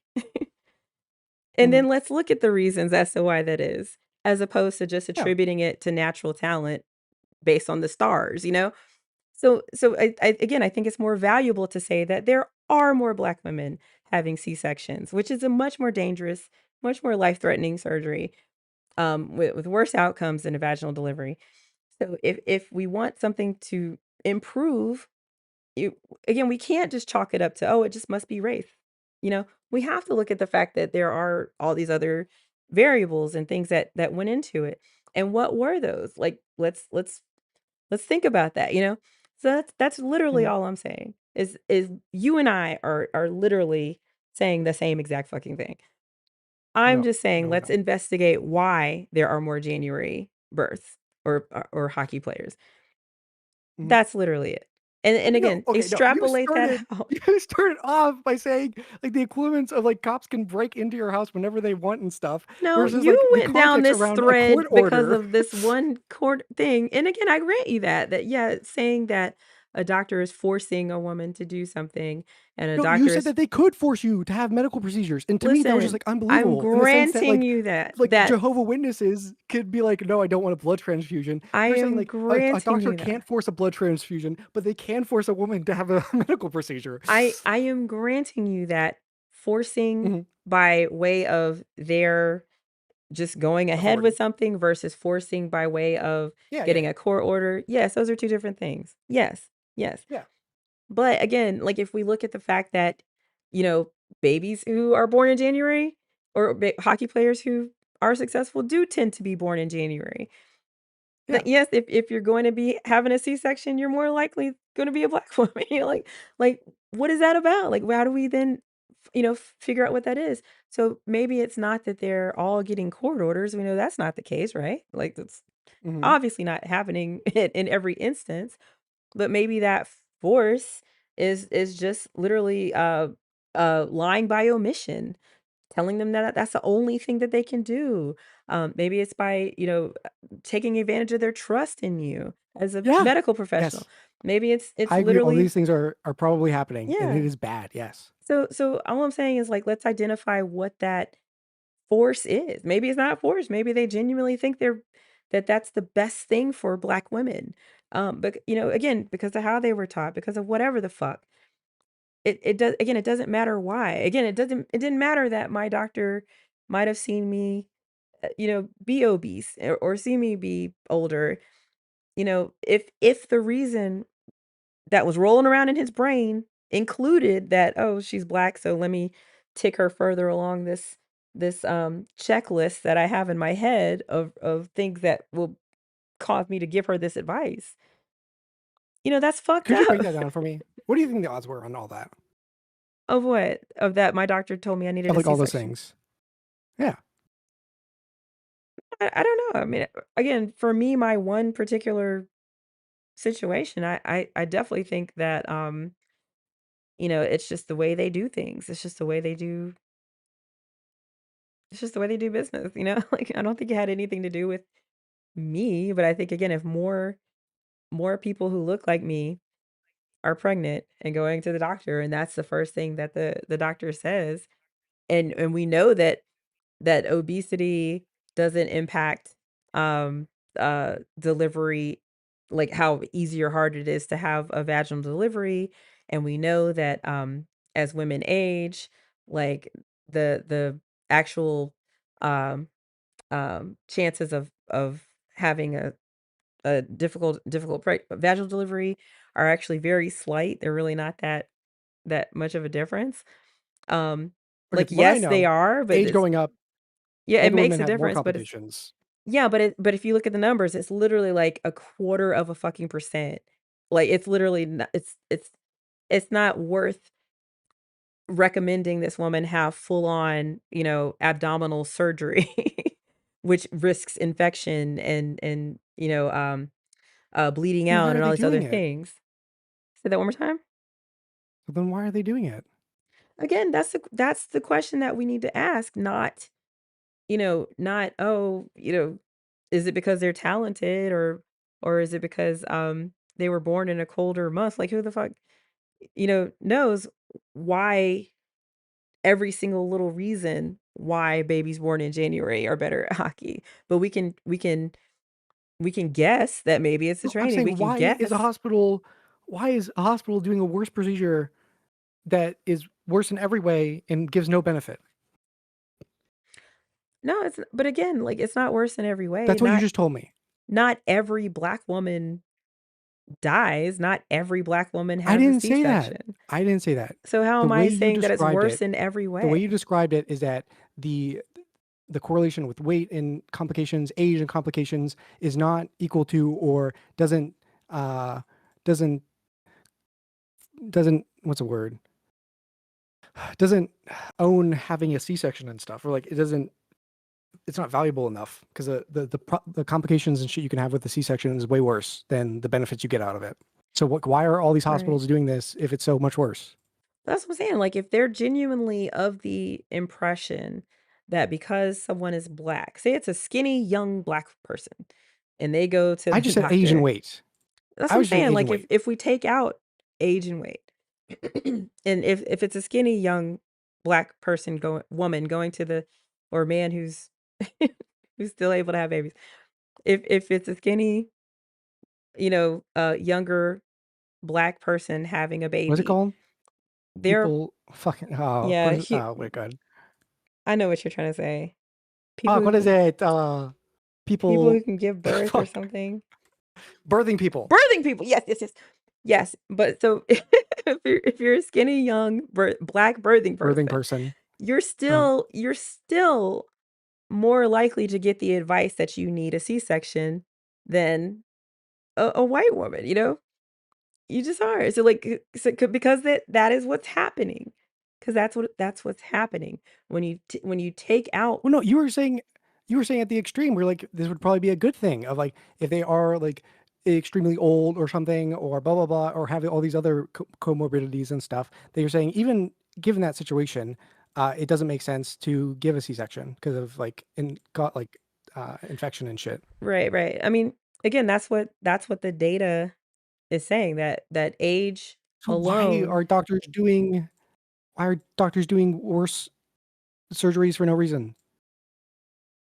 Because again, I mean, they're making that determination based on a lot of different factors, so maybe that quarter of a percent because somebody's older, or maybe Well, their uterine I would just lining like to is. show you that you've edged out everything out. It's like it's not the age, it's not the weight. The only thing left is the race. And so like that's the thing you're kind of Yes. implying is that they are doing a worse procedure because either they're racist or they were taught racist.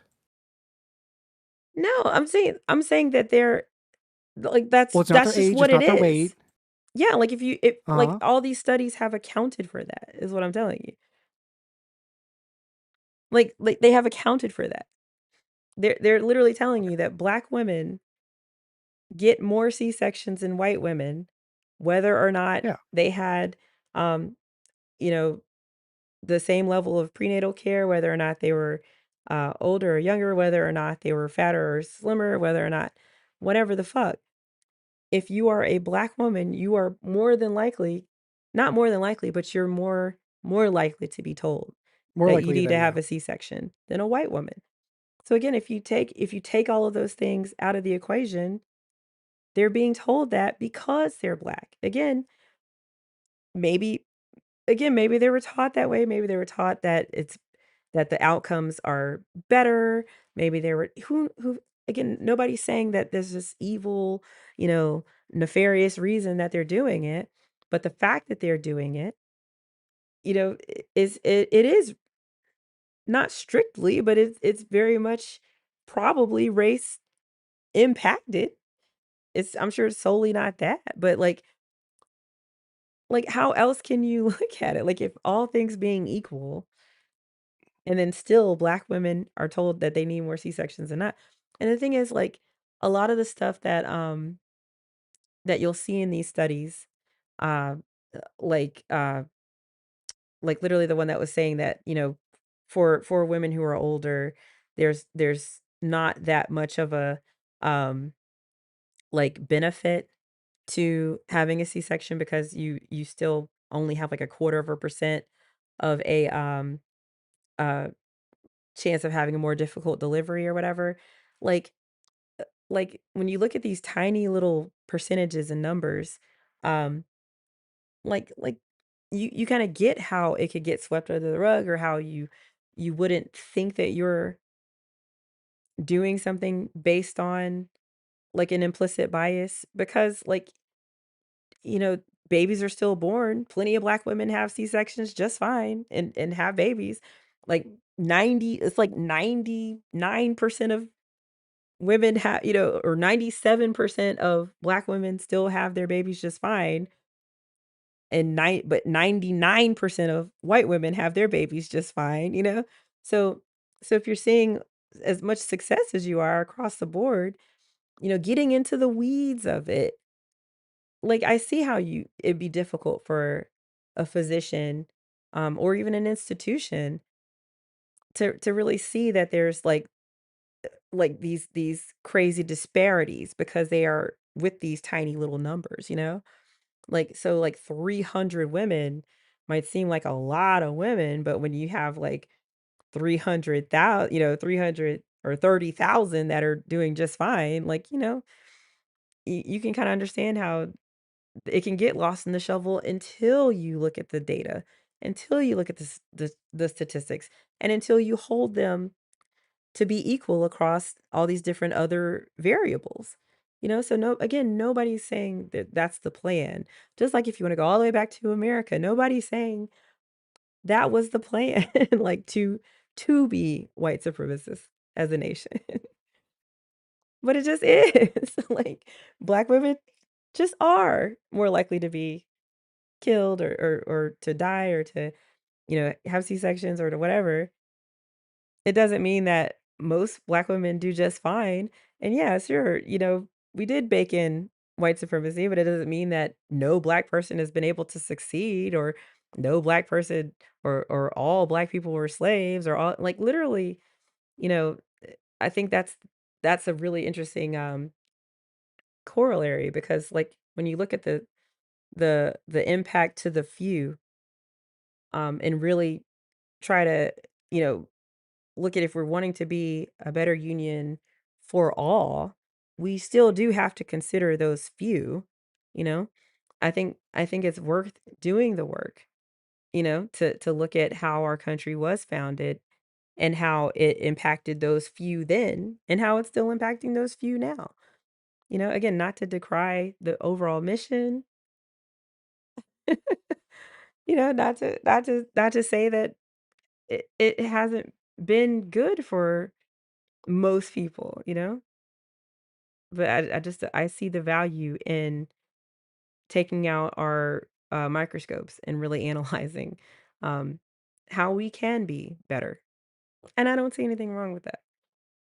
Yeah, I don't have any problem either, like getting out microscopes and stuff, and like getting into the weeds of like what's like the n value, or I can't think of whatever statistic term or whatever the fuck, p value. That's what they're called.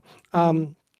Yeah, it just makes me worried when like you're talking about getting out the microscopes and stuff, and it just makes me worried when you fight on points of like that doctors can force you to have procedures and stuff that like it's yeah, like people talking about police brutality and stuff and being like, yeah, the police can bust into your house whenever they want.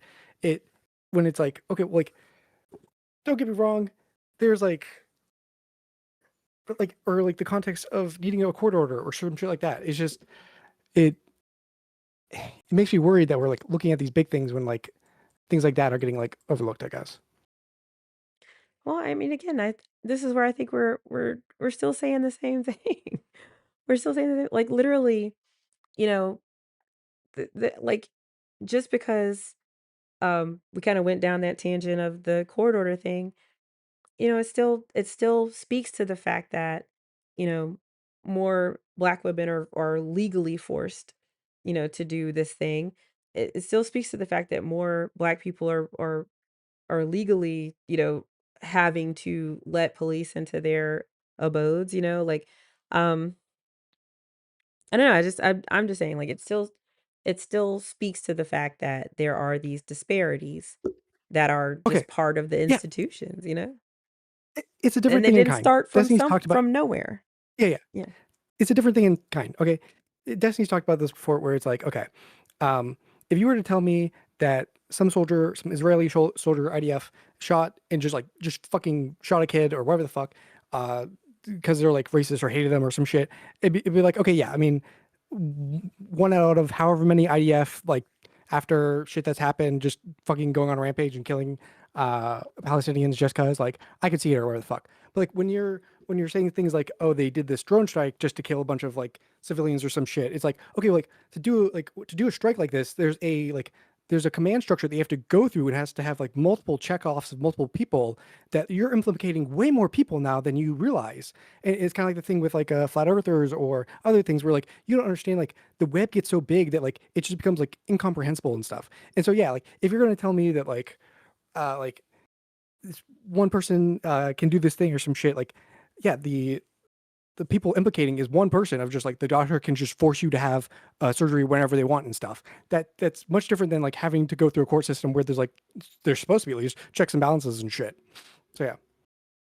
Yeah, but I feel like what you're trying to like you mentioned flat Earth, but I think more so like the moon landing might be a better thing to look at. Like I feel like you're seeing me as like a conspiracy theorist in a way, like almost like, oh, I think every little thing is based on racism, and I'm genuinely just trying to say no, more so that the racism is just inherent in how our systems and our government operates since its founding.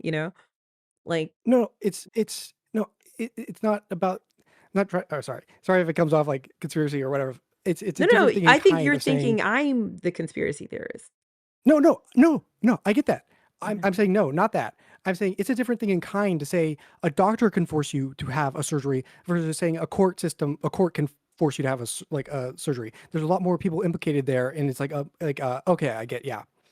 So yes, yes. See, so There are things that we like allow courts to do that like a court can kill people, okay? And yeah, we generally give more power to the court system because there's typically like more checks and balances and people like they have to go through and you can appeal to, and there's all these other shit where like just saying a doctor can just force you, like it starts and ends there. mhm. But again, like that's where whether it's the doctor because of his training or because of whatever, or him invoking the courts, which is yet another system. If the outcome is that a black person is disproportionately negatively impacted because of this thing, you know, and that it's happening to a degree that it's a statistical, it's statistically sound, like the p value is above what one or whatever, like for that, like I think I got that totally wrong, but anyway, you know what I'm saying. Like if we could start to see like how it is actually impacting a minority group of people, then again, I just think it's worth analyzing that. I don't want to get too caught in the weeds on the whole like court versus doctor versus police versus warrant, 'cause I think I'm saying it's all one and the same. It's the white supremacist nature Yeah, or and that's what I'm propensity worried of these about. You're systems. overgeneralizing here, and I think that's a big problem. Like I said, like if someone's like if you have the right to not like speak to the police and stuff, and like these are, I wouldn't say like I'm trying to think of like the advice like giving out, or like a police can search your car or whatever. Like the way you're saying that like a doctor can just force you to have any surgery and stuff just feels like it would cause more harm of like people being ignorant of the rights that they do have. Yeah, but I mean, like, if we wanna look at that as the reason why, then sure, we can attribute that to maybe that's one of the reasons why, but we can't discount that it is. Like it's literally like, I feel like you're thinking I'm saying if we wanna look at the whole moon landing thing, I feel like you're thinking I'm saying, we landed on the moon, um, and I know we landed on the moon because, I've seen the videos, I've seen the pictures, and, I feel like you're trying to say to me, "Oh, well, no, there it could have been that, they filmed it in a studio. They could have had people on wires." So you're not looking at how it couldn't be, how we couldn't maybe we didn't land on the moon. You're not looking at it that way. And then I could be like, "Well, I'd rather no." just stick with like the cop versus like court, or like cop versus doctor example. I think that's like way more straightforward and like to the point But again, like of like whether it's cops will do this. I like 100%. Like I like you have to know this. Okay, like cops will do this. We're like yes. like, oh hey, is it okay if I search your car and shit? We're like they don't like yes. Cops will play fast and loose with like what they can or can't do, and if you say okay, then yeah, they can search your car. And then if they find drugs, you're fucked. Okay, people need to know their rights and be like, no, like Hey, I Joe. I'm not saying anything. Blah blah blah. Like fucking know your rights. And by like the yeah that overgeneralization of just saying like yeah, doctors can just force you to have procedures and shit. Like I'm worried that someone like going into their doctor and the doctor's like, okay, you have to do this, like, or like, hey, I think it's in your best interest for you to do this thing, or whatever the fuck. Them doing some weird fucking shit like that, like a cop would do, and the person should be like, well, like they're gonna force me to do it anyhow, so there's nothing I can do. But again, like I think that's where you're maybe getting what I'm saying wrong, and I don't think that's intentional, but I'm not at all saying that a police officer, uh, in every instance, all the time, is obtaining entry or obtaining the ability to search or whatever by way of, uh, you know, evading a warrant or getting a warrant or lying to them or, telling them that they have No, to or you're saying pressuring them. I'm you literally you saying said good. whatever the reason, whether they No. strong Oh, arm them, no. Oh, good.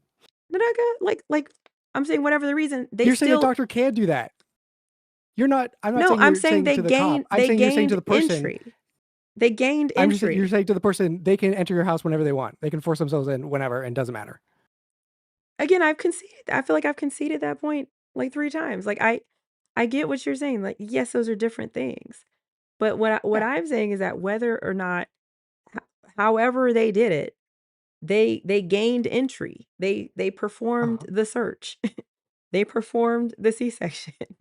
And it just so happens that they do that or have achieved that end goal with more black people than white people, you know? So again, I'm saying it's No, valuable. your point was what's the difference? If like if the end is the same thing, then why does it matter? Why is this like distinction important? And I think I've laid out that like yeah, like it going through the court system where like you can appeal to it or whatever versus just it being the person right there is a much different process. I don't I'll grant you that. I'll grant you that I'm saying that I'm if I did say like what's the difference? Sure, okay. But what I again, like hear me. I'm not saying like what's the difference as in there's not some sort of a like there's that they're all the same. Like yes, it's better to get a warrant than to just bust into somebody's home. But at the end of the day, that person has still had their home searched or violated or whatever. So I'm not saying that, uh, that it's the same. I'm saying that the result, the end thing, what the outcome was the same.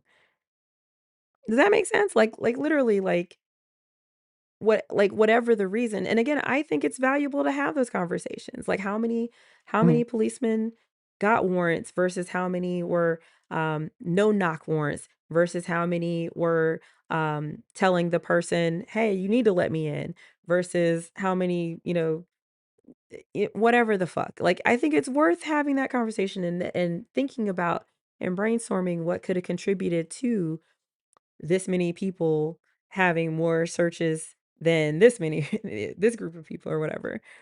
So Yeah. again, I just feel like you and I are literally saying the same thing. Like I just think No, you've shifted greatly from the start of this. You were saying that yeah, like doctors can force you to have whatever surgery they want, and yeah, there's like nothing you can do about it and stuff. yeah, but again, I conceded that there's a difference between the doctor just going ahead with a C-section and getting a judge on the line to have a fucking Zoom call while this woman's trying to have a baby, Yeah, there's a difference. There's two different institutions that are involved, but at the end of the Mhm. day, she still had a C-section, and so what I'm saying is, like, it doesn't differentiate from the outcome. So I do think it's worth, looking at those instances where a court was brought in. I do think it's worth looking at those instances where, uh, perhaps the person didn't have as much information or prenatal, care as to what, you know, was possible for them or what kind of surgical options or delivery options that they had. Um, it could have been that they didn't have a birth plan. It could have been like me where I had my daughter super early. So like, Mhm.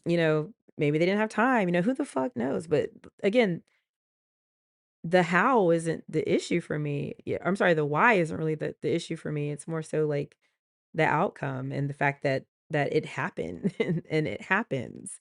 You know what I'm saying? Like I again, like sure, okay, I was wrong. I'll again totally fine to admit that I was wrong. Yes, give forcing somebody is not always done, or it's, to force someone by your own volition versus invoking the courts are absolutely two totally different things and two different levels of severity. But again, can you grant that if they both end with this person having a more life-threatening surgery or having their home violated, that that's not a good thing?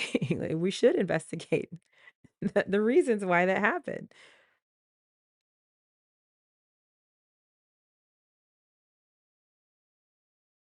Yeah, I mean, it's like I don't know. At that point, it just feel like tautological or whatever the fuck, where it's like good Or things it are is good, what it or is. like yeah, it's something. If a bad thing is bad, we should investigate. Yeah, if they are fucking up or they are being racist or blah blah blah, yes, we should investigate this and like fuck them up. Yeah. I mean, you said something earlier that was really interesting because you talked about how, like, Destiny says, um, that, yeah, there are more cops where there is more crime. So, yes, there's gonna be more, cops and policing Black areas because there's higher crime rates I didn't in say that, Black but areas. okay. But that's Destiny's argument, but I think because I've listened to him so much and Yeah. and stuff, I fully understand that he's not like these MAGA crazy KKK people out here talking about, "Oh, Black people are naturally more violent because look at the crime rates," or whatever the fuck, you know? Mhm. So I get his argument that, "Oh, no, it's more so that, you know, there is more crime here, and so you're gonna have more cops here." I know he's not saying, that, "Oh, that's because of redlining and the way that, welfare laws were and the way that, crack cocaine and whatever the fuck." Like, I know he's not, invoking the history of it all or the reasons behind it all, but, at the same time, it's still, um, I feel like it's easy to, you say if you're arguing with a fool, like, it's hard to tell the difference if you're looking from a distance. I'm not good with quotes, clearly. Um, I feel like it's kinda the I don't know, same it's like thing. Like, okay, yeah. people could hear him say that and absolutely assume that, oh, he's just, or almost, like, just as racist, because I think that's what fucking Dead Domain tried to do. Oh, he's just as racist, as these crazy, you know, uh, alt-right people or whatever, Tea Party people or whatever. And it's like, no, no, it's there's so much more nuance to it. There's so much more reasons behind, and just because he doesn't feel the need to fucking invoke that every single fucking time he states that, uh, defunding the police is stupid, like, I think that's one of those things where you if you're a good person and you're not racist and you genuinely are just looking at the stats and the logistics of it all or whatever, like, it can feel really bad to be lumped in as like, "Oh, are you calling me racist because you think I'm literally trying to say that Black people are naturally more violent? That's not what I'm saying at all," So I get Mhm. that you can raise your hackles because it feels like you're being lumped in with this group of people even though you know better? So I think that's where maybe a lot of times, when I have these kind of conversations, it gets a little tricky for me because I'm not in any way trying to say that, like, these doctors are racist or have these bad intentions. You are implying so heavily. But again, that's where Oh I'm like, Lord, you are. but again, like I don't think I am. I genuinely think it's just saying that, I'm trying to say that they're causing this thing to happen Mhm. and it's disproportionately negatively impacting Black people, Black women, Black Yeah. birthing people, whatever.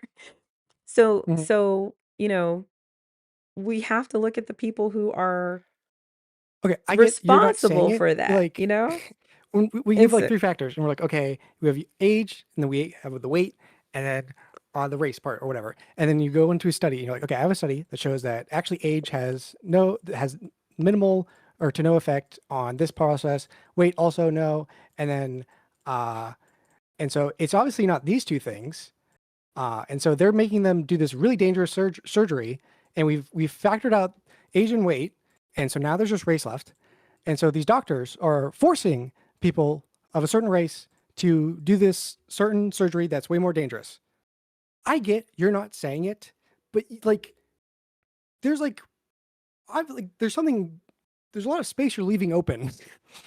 But because again, I think it's like a one-to-one with like how Destiny talks about Black communities and policing. Uh, Like, just because I'm not, capable of, like, literally oh, okay, trying to okay, say okay. every single fucking thing, like, please no, like, I'm not so there's that, but then also, like, what if it was? Like, what if it was? See, you're not the same. Okay, No, no, no, what no, you're no, saying no, about no. Destiny or something No, no, is no, like bring up the listen, cop listen. numbers and stuff, and then Destiny's like, but also they do like a certain style of music where they are more criminal and stuff, and like that's what you're doing. Where you're like, well, I don't think that, I'm not implying this at all, but like, what if they were doing this actually the whole time? No, no, listen, what if they were? All I'm saying is, like, we really cannot know unless we look at Okay, you brought up a beautiful the example, and I data. was like there with you of like, yeah, oh, I get what you're saying. Okay, he's saying a certain thing, it might come off a certain way in a certain crowd or blah blah blah, but he's not actually trying to apply the thing underneath. And then you're like saying, yeah, that's what I'm doing.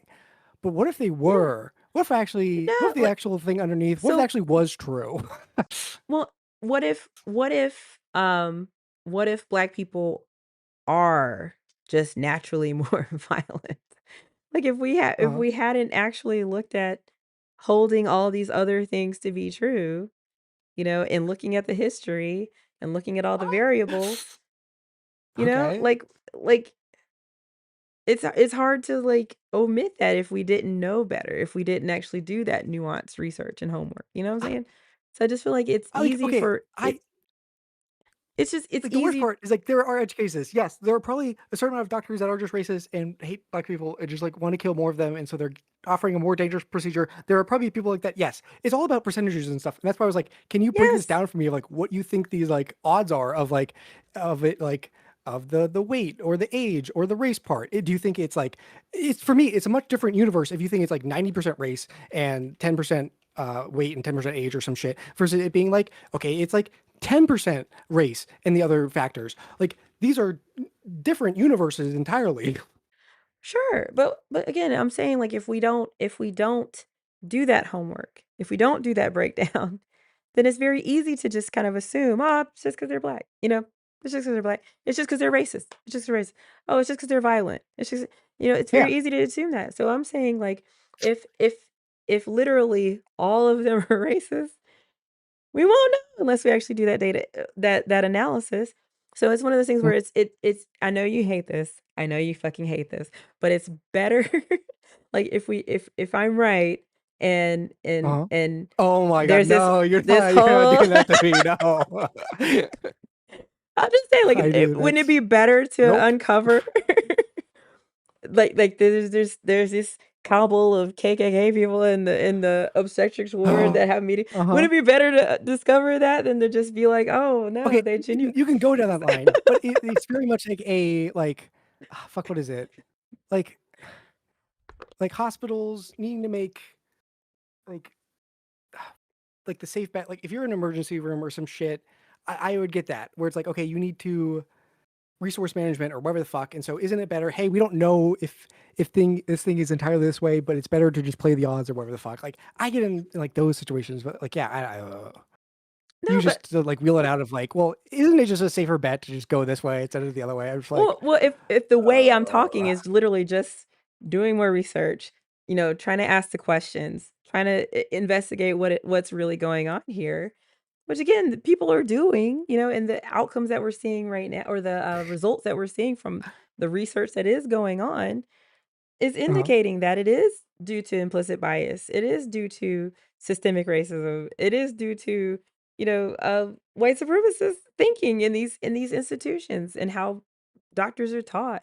And again, it's not Yeah, with came out all day. It's not that they're evil.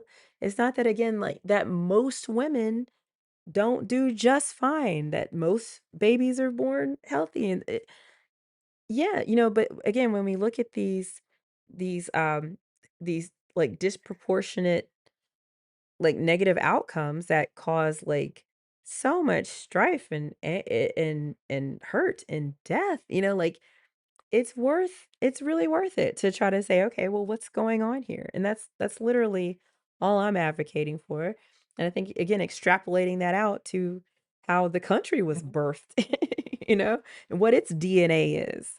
Again, I think that's I just it's just not, like if not more, valuable okay, to do. if you when you appeal to like the broader thing of like, isn't it better to do more research? Like, yes, like generally, if there's some weird shit going on, yes, or like generally, like, hey, should we do more research in this thing? I'm like generally, like, yes, I will agree to that and stuff.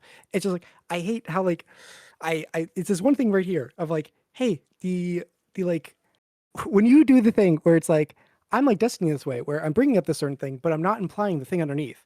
But what if I was implying the thing underneath? I'm like, Yeah, no, I'm what just the saying, heck? like, again, if we were to take the edge case, Then why bring up the like, Destiny thing at all? You just are implying the thing underneath. You just are Destiny being like, well, please, like, well, why do you think they have to go to those neighborhoods or they, patrol those neighborhoods more or something like, like you don't say the thing, but like the thing underneath is implied heavily. well, I know Like I'm I don't literally believe that, but like, what if I I'm only well, was? I'm only saying that to say that if I were the I MAGA it person, sounds like a if I person were the just being like, person on the other uh, side, that it just doesn't discount the fact that it's still a valuable thing to investigate if people are being disproportionately harmed. So again, I'm not saying that I am. I don't think all doctors are racist. Obviously, clearly, you know me. Come on, I'm not. I think highly of everybody. I could find the good in any and everybody. Genuinely, even Hitler, he killed it himself. was He just the comment you Hitler said of Hitler like, well, what killed if it was Hitler. true? So What like, if it yeah. was true? But no, again, I'm just saying that to literally say that if I were the opposition of destiny in those instances, it doesn't mean that What was the suddenly point of bringing it asking the up? questions aren't valuable? Please That's answer. all. What was the point of bringing it up? Just to literally say again on the edge case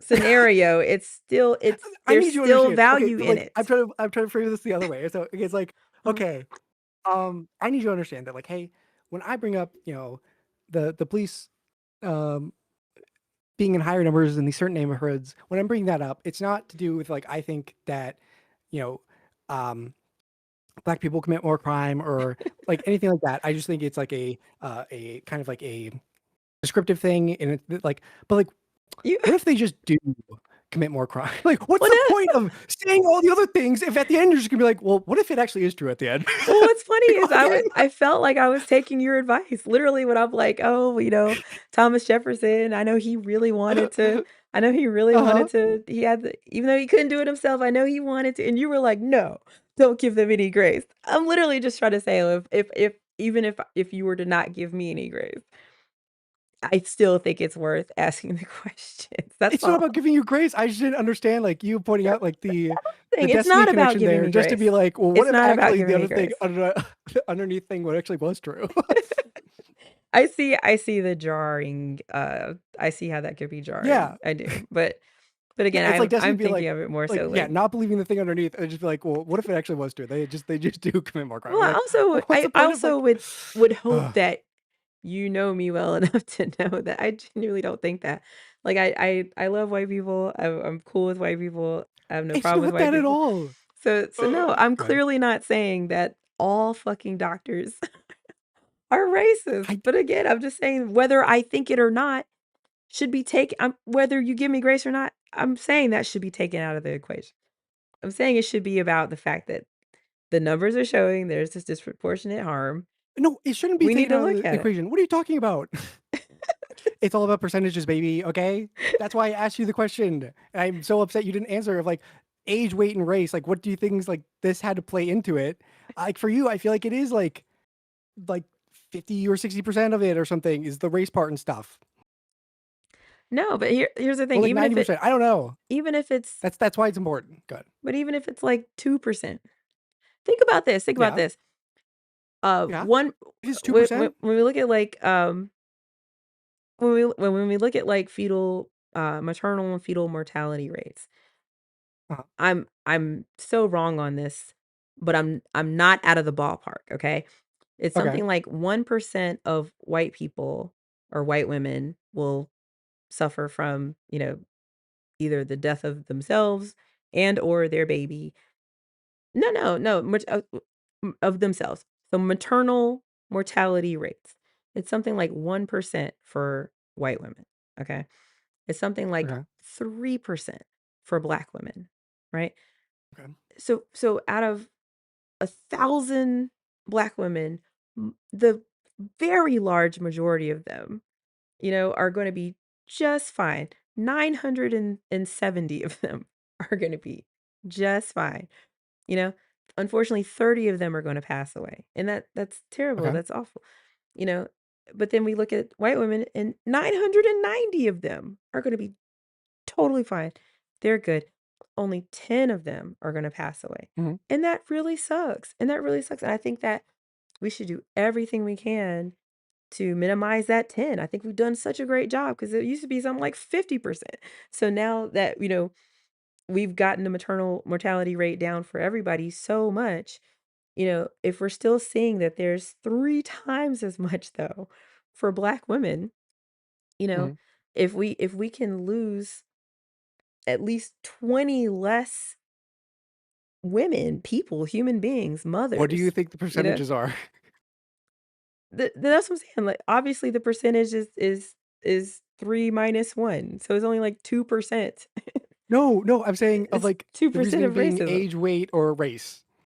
Let's say it's 2%. Again, I've said that before, like, if it's only If it's 2%, 2%, I fully agree with you. I could totally say 2% is just purely based on the race and, like, yeah, sure, but that's then if we bad. address that, though, that's Yeah.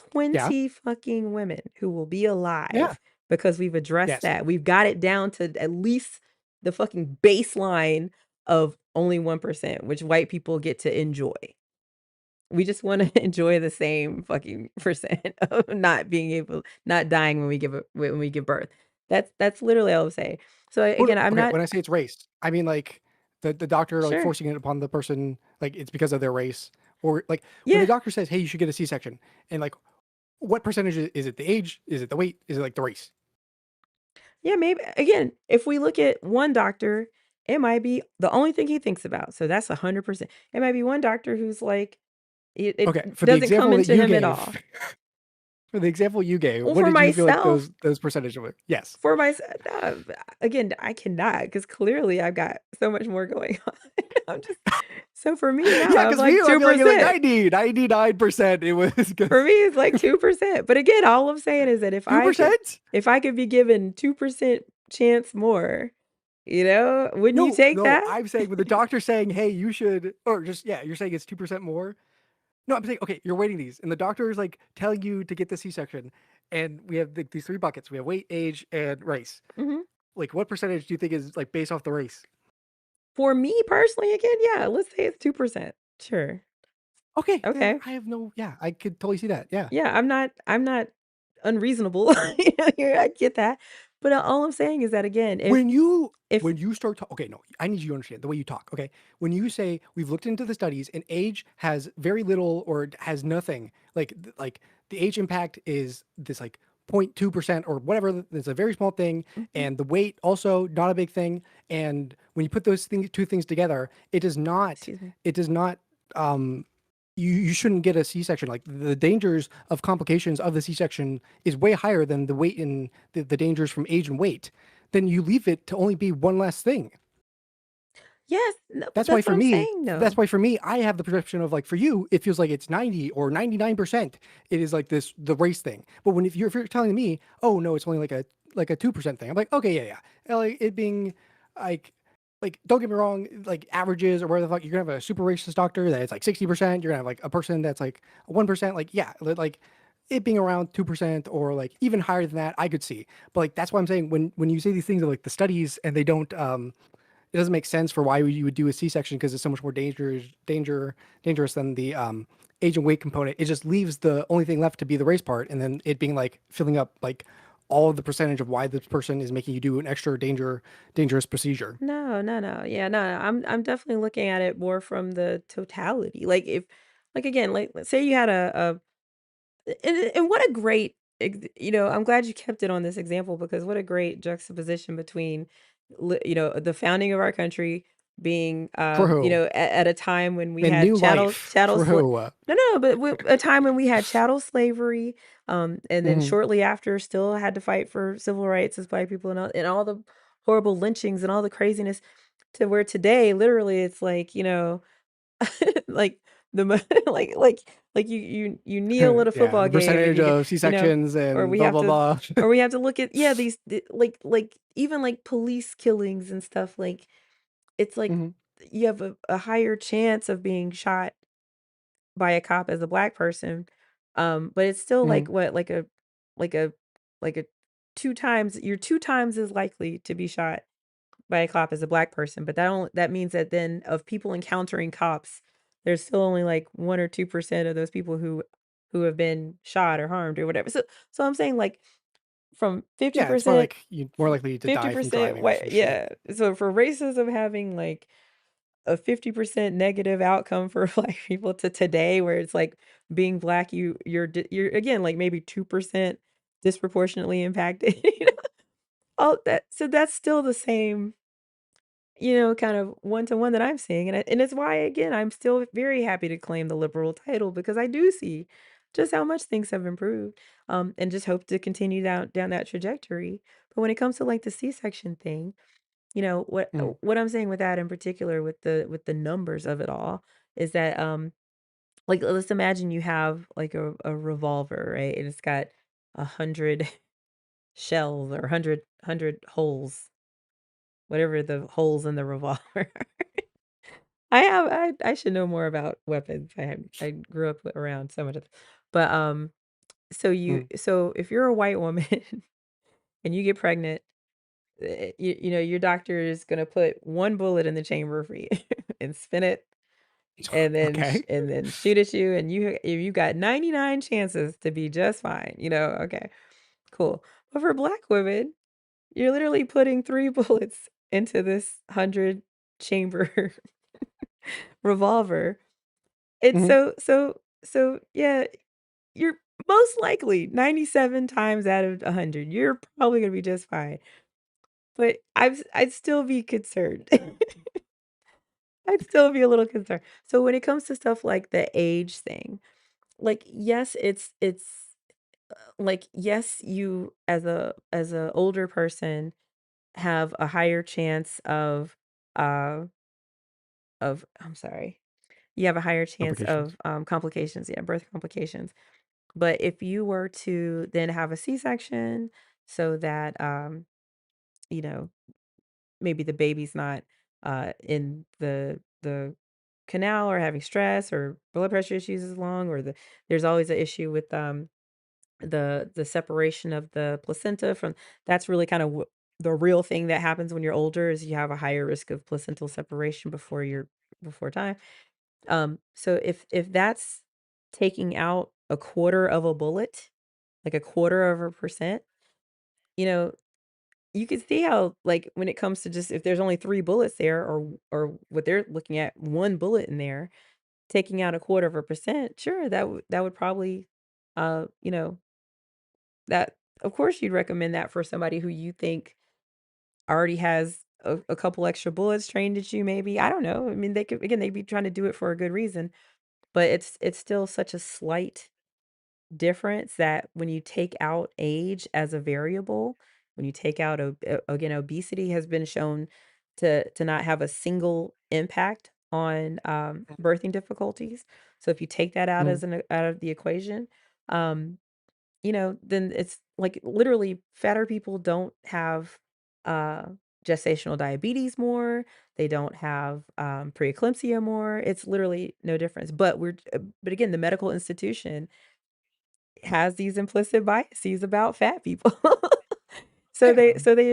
they'll operate on that, just like they have implicit biases about black people. So they'll operate based on those things, or they'll make Mhm. different decisions and considerations based on those things. So while the amount of bullets in the chamber doesn't really move that much, it's still it's still something to consider. And again, if at the end of the day we're at least able to get 2 of those bullets removed so that Black women face the same odds as white women, that's literally the goal. That's literally the only objective of any of this, or any of this conversation to be had, in trying to identify, why race is an issue or why race is one of these factors, because it is. Like, we know it is. We know it is. So um it's not a conspiracy theory. It's not conjecture. It's literally like, okay, this is a thing that's happening. These women have 3 bullets. So, who's putting those extra 2 in the chamber? And are they doing it on purpose? Is it the way they're taught? Is it just that they have different methods? Who the fuck knows? But I think it's worth taking those 2 bullets out if we can. That's all. I am really flagging, man. We can wrap it there. I'm sorry. But No, you're good. yeah. It's fucking like 1 a.m. there or some shit. Mhm. Oh boy. Oh gosh. But yeah, it's a Gotta good get my first episode. I think so. I I think we think talked enough, so. Jerome. But, I mean, do you feel better about my stance even if you don't agree with it? Do you feel like you understand it a little better?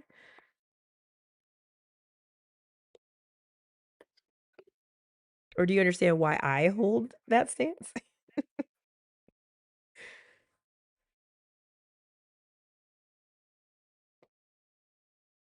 Dude, that saying like doctors can just operate and do whatever. I I really don't know. wish I didn't throw you. I really wish, because again, I don't think I that look. has I had to look. anything to I do with felt what so I'm weird. saying. Okay, I was very ignorant on that area, and like, but it just seems I don't know. It just seems like yeah, the Jehovah Witnesses can refuse a blood transfusion, and if, like we could force you to have an operation. I don't know. I still don't know. I couldn't tell you like the exact court rulings on it and shit. But yeah, um, Look at just walk away knowing that that happens. That only happened to Black women. The actual court coming in to force women. That only happened to Black women. Like, on yeah, at least 4 separate occasions. So, of the extreme of the extreme of the extreme, that's mm, still disproportionately, impacted Black people, Black women. So, so same thing. take that away from it. Don't take away that because I do not have a misunderstanding about the difference in the severity of somebody making a decision versus invoking the Yeah, court to make that decision. I do feel better. I feel like we're able to like see each other more. I definitely feel like Yeah, yeah, yeah. getting that like what's the word? The semantics of like I think yeah, at the very end of our last debate when we were able to like weed out that when I'm saying like, hey, my goal is to hit a 5 minute mile and like the goal of the founding was like liberalism or some shit like that. Mhm. And like you being able to be like or say like, oh no, like I do not think the goal of it or whatever is like white supremacy and shit. I was just like, okay, that's like Right, worlds apart right. for me. Right, Yeah. and I still hold to that. That's still where I'm at, you know? I Mhm. I think the goal is and should be liberalism, I just think we Yeah, had yeah. a much, much different starting point to reach that I goal think than you might have dude, assumed. you knowing the whole like hockey players being born in January or some shit, like knowing that and just being able to like riff off of that, oh, that's I've wanted to do that for so long. Of just like this Oh, is how I see race, and just like I don't yeah. feel like a lot of people like No, they don't. get it or just like They yeah, don't. They absolutely don't. But again, I mean, like, but extrapolate that out, There is like, racism isn't just this thing that exists, People are racist for all kind of reasons. Just like, you know, people are actually better at hockey because they were born in January for all true, kind of reasons. Just like true, people are having more C-sections or giving more C-sections to Black people for all kind of reasons.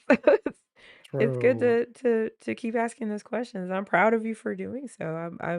I've always from day one um felt that you were in my corner, that you Yeah, are one of the very few people who can literally say that you see all people as equal without uh being colorblind, if that makes sense.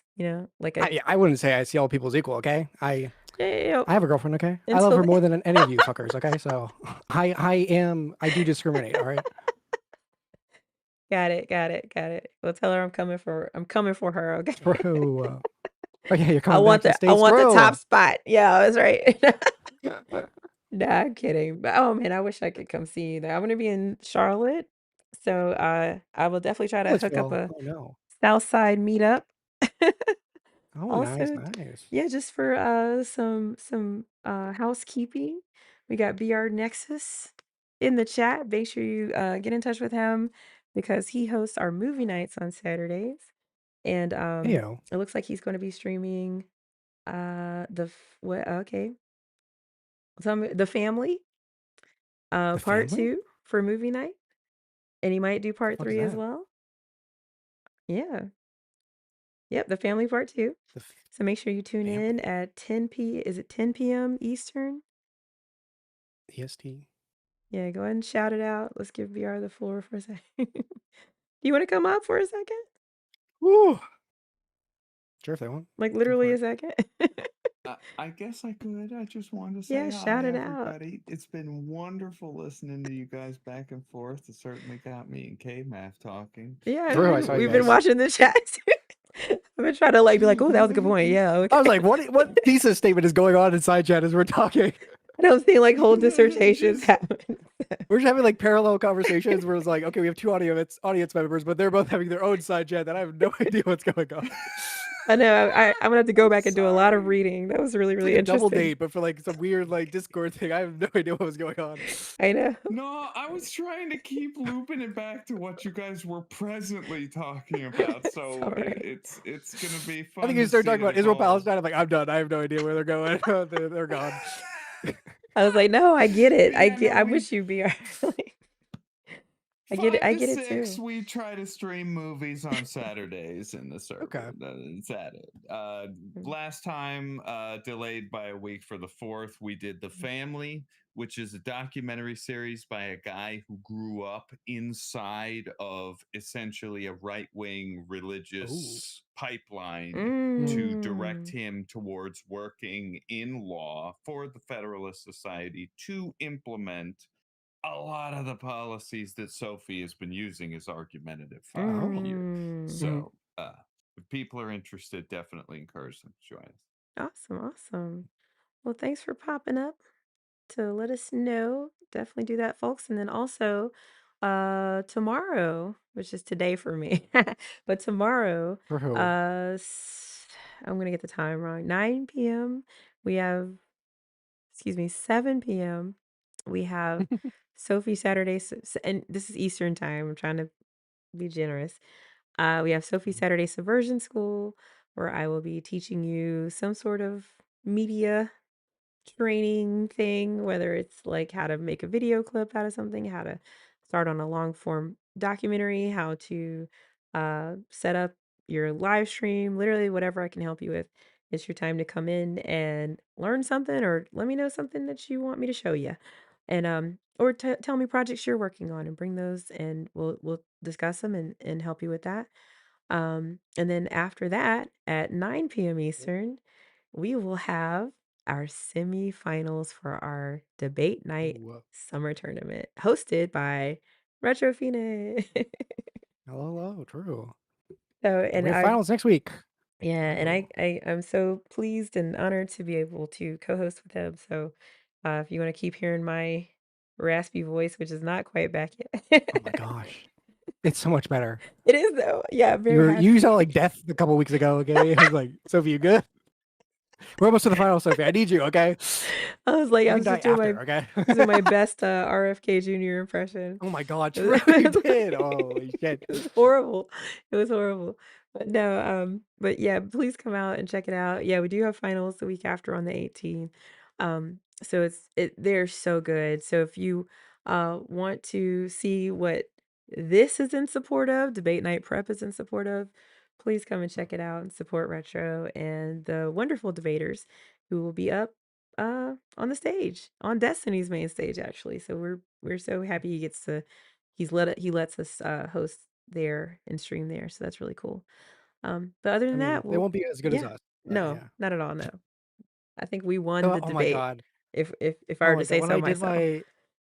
When I did my intro and outro or whatever the fuck, and I conceded time, I just had Thick Boy in the back of my head just be like, you always take them all the time. And Well, I'm like, that's fuck. those kind of strategies are the kind of things that we'll be getting into in the next True. debate night prep.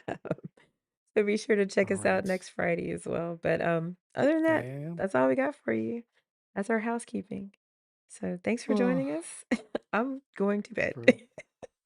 Same. I think so. Oh, well, good night, friends. Bye. Bye. Oops. Alrighty. Thanks for watching. Especially you, Charm. Yeah, I don't know.